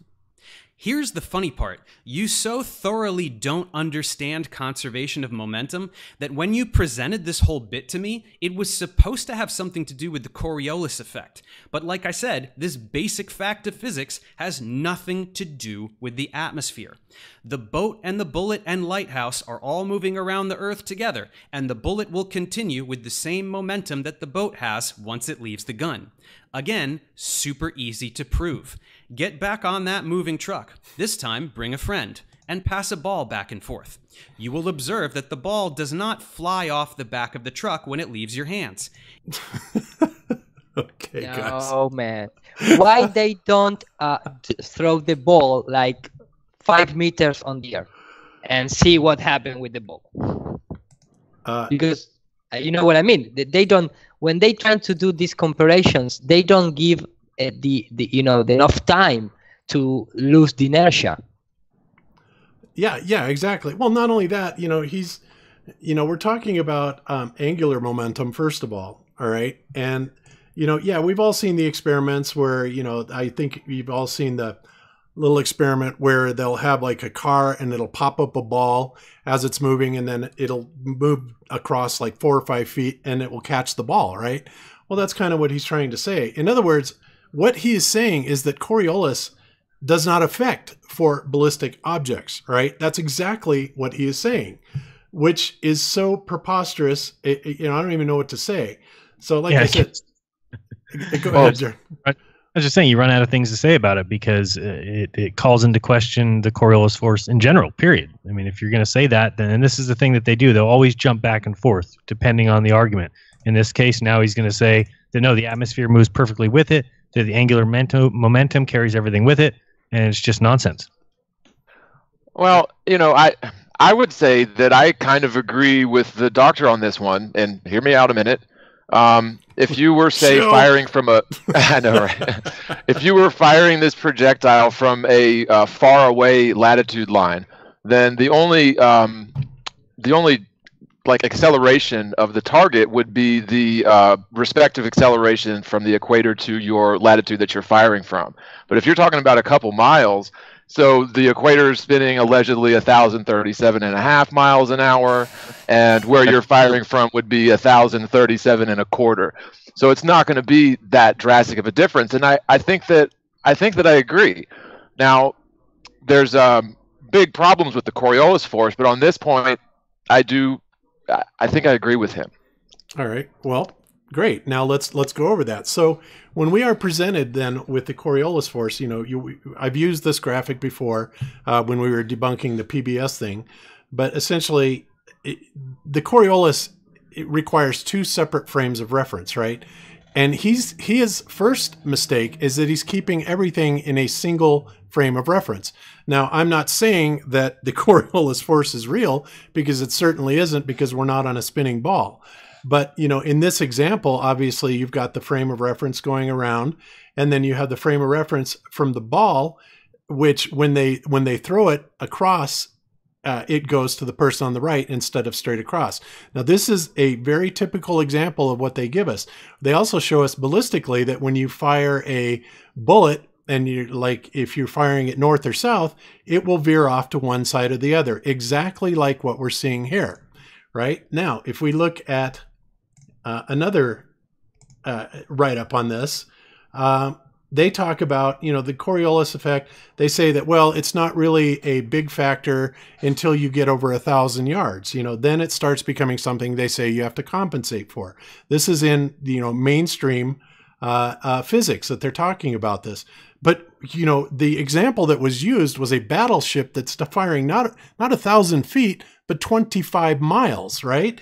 So to think that it's going to stay within the exact same frame of reference is, in their model, patently absurd. Now, we all know that it's going to hit the target because the target isn't moving, and there is no such thing as this this Coriolis effect, happening as they are describing it to us.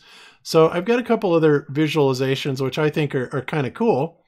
And this is kind of a good example of it, right? Firing the bullets, and it fires off to one side. And now he talks about a frame of reference. So now we're going to switch the frame of reference, right? And see what it looks like from the cannon's point of view.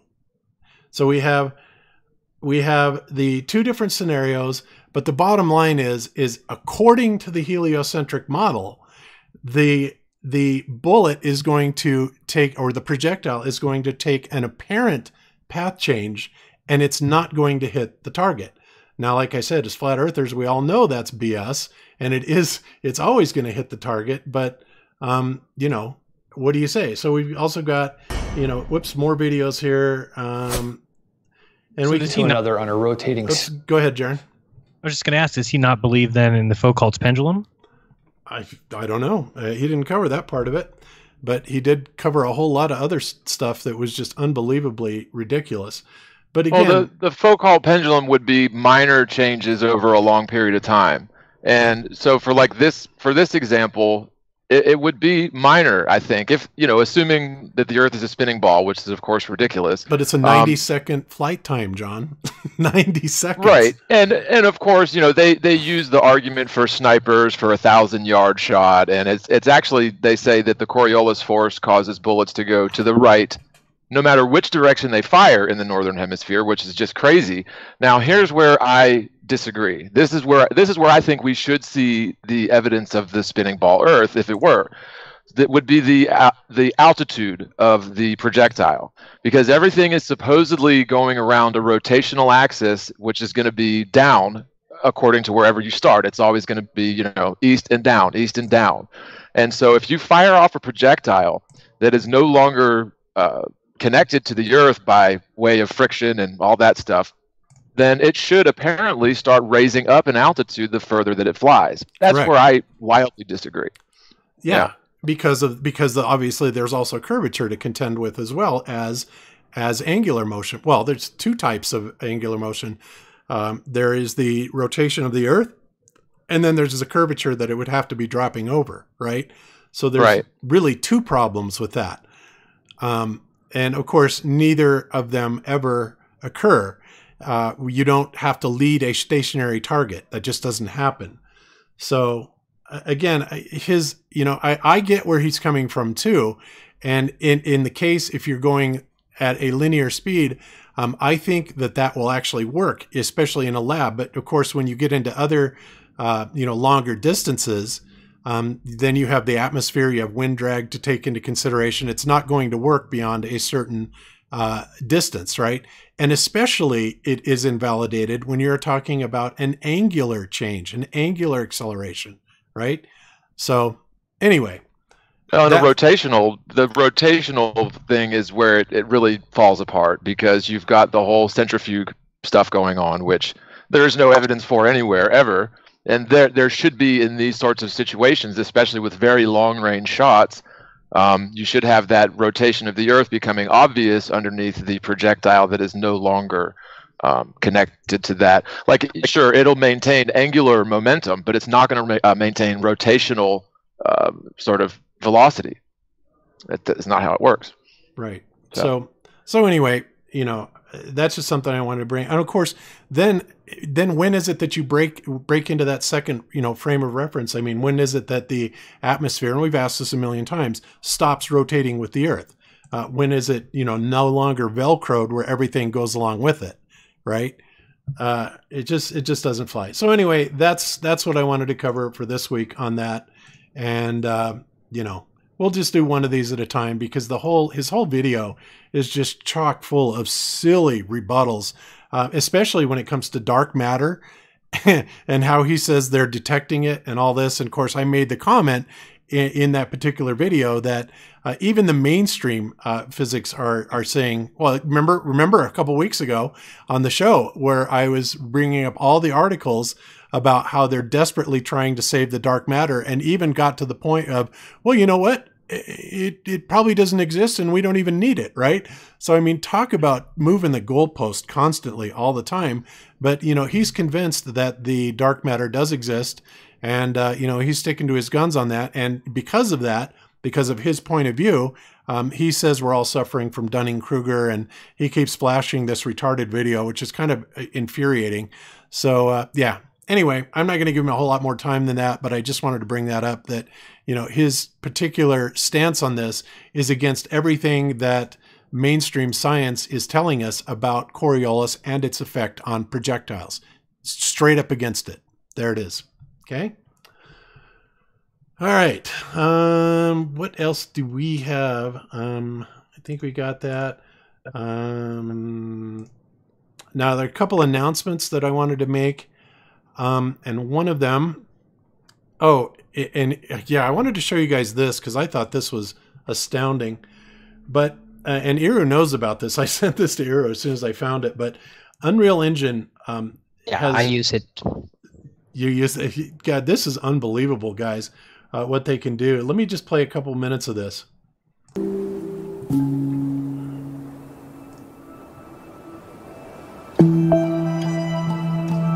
Adaptation. The ability to learn from past experience. The use of knowledge to alter their environment. These virtues defined our creators and drove them to the brink of destruction.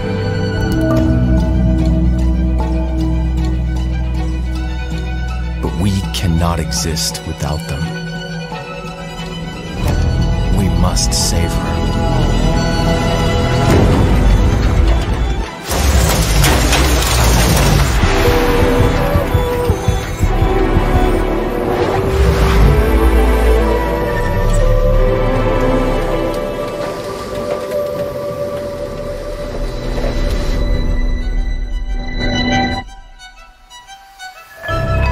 What of our creators exists within us? Humanity has always had the potential to recognize its flaws and choose a better way. Can we save humanity?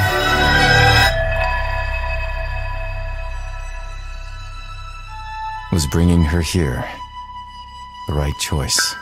Have asked how our latest real-time cinematic Rebirth was made, almost not believing that the technology has come to this point where photorealism is possible in real time. But we're here to tell you that finally, photorealism is now not only possible in real time and for games being made right now, but that when you use these cutting-edge real-time tools and assets, it's incredibly easy.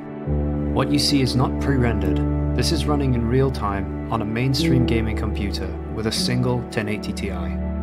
Not only that, this is a fully interactive world. It's completely playable. I'm just going to jump into the game here and have a quick run around the scene. So as you can see, you can fully interact with the physics objects of the scene. Everything has collisions. If I push this little rock off here, it's going to go falling down. The other great thing that we can do is change the lighting. Full dynamic lighting helps us work much faster. We could also make the most of Unreal Engine's volumetric effects. The dynamic lighting really helped us on our short film. It meant that we could iterate very quickly on our shots and adjust things in real time. We never had to stop and wait for renders. Everything could be adjusted right then and there. Right. So there you have it. An absolute real-time astounding. And Iru, you know, when I sent this to Iru, Iru's like, oh yeah, I use this. It's just amazing. So yeah, Iru, any comment on this? Yeah. First of all, you see so realistic is because it's based on mega scans. That is a new technique that come to the market around, I say 5 years ago, which people start to create, of course, like always, from real photograph, material, shader, things like that. But now we're using like you showing now, the advance of the photometrics techniques to extract the the shape of the object that you take by just a simple photograph without any even scan technology. Of course, if you have scan technology, it's going to be more quickly and realistic. But this is going to be a real problem because you took from the real life scenario shaders, textures, light behavior, things like that, and you're not going to be able to recognize, if you see on the screen or a virtual reality device, you are not be longer to realize if that it was from a real source or just a real source converted into a computer world. Yeah. Yep. This combined with their ability to make up fake humans now will be indistinguishable from reality. In You've fact, seen I the website where they have hundreds of people that don't exist. I think that, we know that in fact, yeah. Well, I have a really short video about 2 minutes talking about this good uncanny valley. It's the title of this technology. If you want to, I can play it. If not, Sure. it's okay. Yeah. Go ahead and play it. Okay. Let me just to share the screen. Okay.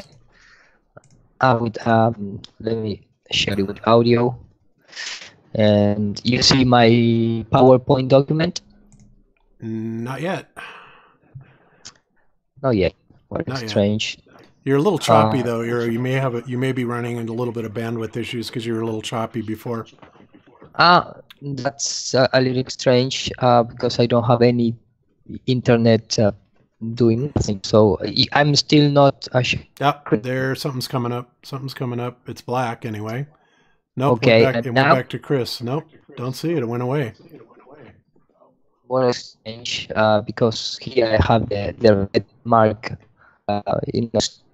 That's supposedly showing that I'm sharing. Okay, it's okay. I'm going to make a quick. It's give me 15 seconds only. Yeah, it went black, but we're not seeing anything. So I'm not seeing any image. Let me just reset the machines. It took me about 50 seconds. Okay. I think it is coming through on the live stream because I've got the YouTube stream up and there is video coming from Iru, it seems. Well, no, that's me. That's my screen share. I haven't switched to Iru yet because he hasn't presented anything. It hasn't gone on. So I guess in the meantime, while he's getting that together, let me bring that up. We all know Effie Mishka, and she wanted me to announce that there is a major Flat Earth meetup, and she runs the really good ones, in Sacramento, California, May 4th at noon. And I understand, Chris, you are going to be there, yes? Yes. Looking forward to it. Should be fun. Excellent. Yeah. So if you guys get out there, if you haven't met Mishka, get out there and meet her. It's going to be a fairly large one, of course, right in the center of the state. So a lot of people from California, I'm sure, maybe even be able to make it. Maybe even Jaron will make it. Who knows? I will be there. Awesome. So there you go. Yeah, come out and say hi. It'll be at McKinley Park, and I'll have a video on my channel in the coming week or so to kind of highlight it a little bit. Yeah, I was going to do the same thing. I thought it was a little bit early though to show it because people will forget about it if I mirrored it today. That's why I'm holding back a little bit. I know Mark Sargent already put one out, but I'll wait till we get a little closer to the event and then see people there on Saturday. Yep, beautiful. And we're still not seeing anything from. Oh, it looks like he dropped out. So I guess he's going to drop out and come in. He probably had to restart everything. So that's cool. All right. So let's go ahead.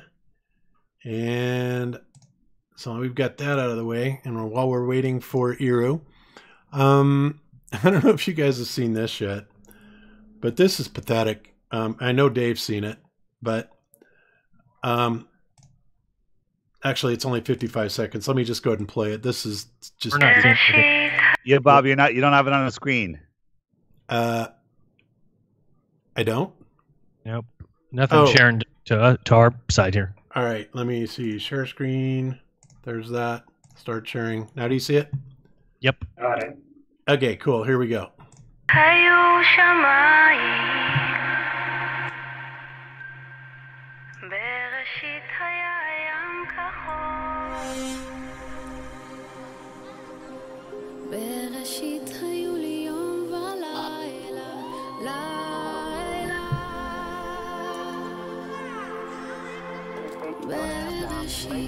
So I think it's really appropriate that they show the kids modeling this, right? Because their animations are about that level. They're making it out of paper mache and curtain rods. Right. There you go. I think that's a lot more realistic than NASA.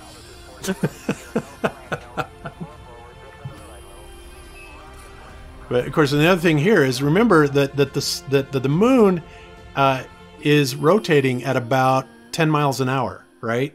And of course, it's just sitting down. I wonder if they're going to remember that when they set it down, that they've got to compensate for that moon rotating at about I think 8 to 10 miles per hour is actually what it's doing. It'd be kind of like trying to jump onto a treadmill and watch somebody face plant. It's pretty funny.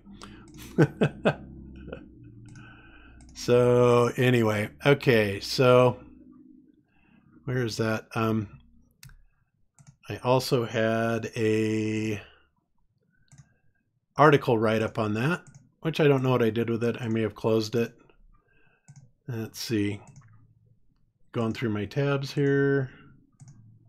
And I just don't see it. Okay, well, I guess I closed it. But anyway, you guys are aware that I think in 5 days or something like that, Israel is supposed to touch down on the moon, and I can only imagine what a fiasco that's going to be. Any comments on it? It'll be fake. They're touching down on the 11th, and the pictures that they released, aren't they orbiting it now? Supposedly. Supposedly, yeah. The pictures. That was my joke that Crow didn't get. Like, you really needed to put that in a photo editor to see that it was completely a joke. I'm speechless. And then, isn't India landing on the moon right after them? Yeah, there's like this big race to get to the moon, and so it's telling in itself. Think about this. We haven't been back to the moon in 50 years. Now there's 2 countries landing on the moon, and the mainstream media is 100% ignoring it. The only people that are seeing this, in these articles that we're finding, are people like us that are looking for it, or other NASA superfans. Yeah. But I don't think the mainstream media is covering it all, although I don't watch the mainstream media. But nobody outside of, in the normal zombie land even knows of this. Yeah, exactly. Yeah, and here's the article that was in The Guardian. And I almost felt like telling them, Ira says, hey guys, I have an internet connection problem. So that may be it for Ira. But anyway, so yeah, here it is. And of course, it took about 5 seconds for somebody to drop this into Photoshop and see that it's got the big square box around it. It's just utterly fake. What else do you say? It's so ridiculous. And people will sit there and defend it and defend it and defend it. I wish I had it, one of the videos up where they had actually done this. Who's defending that picture? Oh, anybody that believes in the ballers or the moon landings or space, all the NASA fanboys, the general guys. And speaking of which, also last week's Paul on the Plane show, which he has on his channel, where he has a guy that is the editor of, what's the name of that? Nexus Magazine, along with Scott Henderson. And they absolutely rip the Apollo, well, again, the Apollo moon landings, a new one. They absolutely devastate it. So it's just phenomenal. How it keeps getting ripped apart and people just keep buying it left and right. What do you do? So anyway, that's all I have, guys. So I guess if Iro is having problems, then I will go ahead and we'll close down the show. But before we do that, I'm going to go around one more time and see if anybody has anything that they want to talk about. It looks like he's going to be an hour. All right, Iro, sorry about that. So Chris, any last words on what you want to say? You want to talk about what you're going to be doing with the solar scopes and anything you have upcoming that you want to tell us about? Sure. Yeah, me and Crow are going to continue to try and work together and come up with more evidence and try and pin down, hopefully, what this is. And if there's any differences between the angular differences between the sun that we don't see compared to the sun that we do see. And then Monday evening, we're recording a podcast for their next podcast coming up on this. All right, beautiful. And also, I want to remind everybody that on, is it May? Yeah, May 18th and 19th, we will be doing FE Core's Force the Level experiment here in Denver, up off of Tower Road and what's the crossroad? About 60th or 70th, something like that, Chris? It starts at 104th and goes to 86th, I believe. 104th to 136th, okay. 86. Wow. Oh, 86th, okay. There by the landfill. I think that's 86, or it could, no, it's 96th Street, from 104th to 96th Street. Okay, so 96th Avenue to 104th Avenue off of Tower Road. May 18th and 19th, we will be out there running that experiment. We certainly want everybody to come out and join us and photograph it, criticize, offer suggestion, whatever you want to do. We especially want ball earthers there. Keep us honest. You got to keep us honest and stay right on top of us, and so you can bear witness to what we're actually doing. So, and Chris will be spearheading that.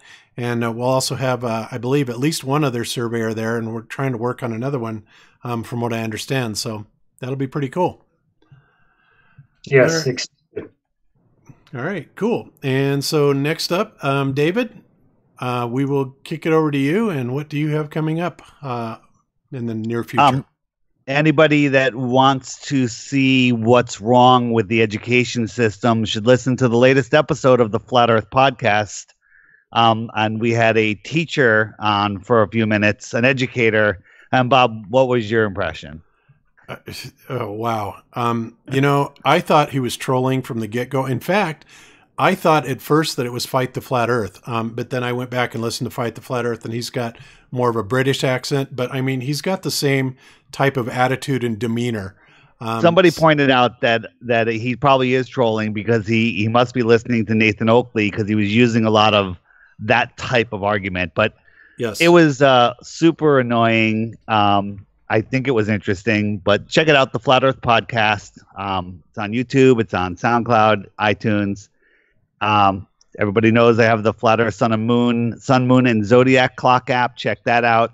And what most people don't know, and I'm not supposed to talk about it, is I am the brains behind the Crow 777 radio podcast, which is a must listen. So if you're not subscribed there, check it in.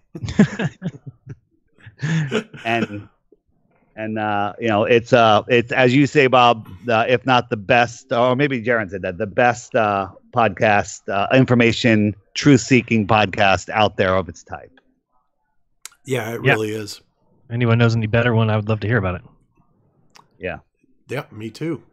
So, okay, cool. Well, we will have all your stuff and for the apps and all that in the show links if anybody's interested. And we'll get all that in there. So next up, John the Morgal. John, what you got coming up this week? Yeah, I've got a couple videos I'm working on. I should have section 3 of Lily's going off. Section 3 of Flat Earth Awakening documentary series out in the next few days or weeks. So be on the lookout for that. And man, what an awesome show tonight, you guys. So many wonderful, awesome people this evening. Yep, I agree. Super. Well, that's great to hear, John. And we will look forward to seeing what you got coming up this week then. We're looking for it. And last but certainly not least, Jaron from Jaronism. What do you got coming up, Jaron? Same old stuff. Just thanks everybody for watching. As always, all of us, greatly appreciated. Thank you, mods. Thank you guys in the chat. And just check out Jaronism Raw, which is now only on TFR at tfrlive.com. That'll be tomorrow night at 6 p.m. Pacific. And we have D Marble joining us, so it should be fun. Oh, awesome. That'll be cool. I liked Earl a lot. He's a good guy. Yeah, me too. I've been watching some of his, street activism recently and really liked it. And so he wanted to talk about it. So it should be good to have him on. Excellent. All right. And as for me, well, pretty much same old, working, living the dream, all that fun stuff. I have reapplied for Globebusters monetization. However, I don't think it's going to happen because YouTube really doesn't like us too much. So, but we'll see what happens. If not, so what? We're still going to continue doing it.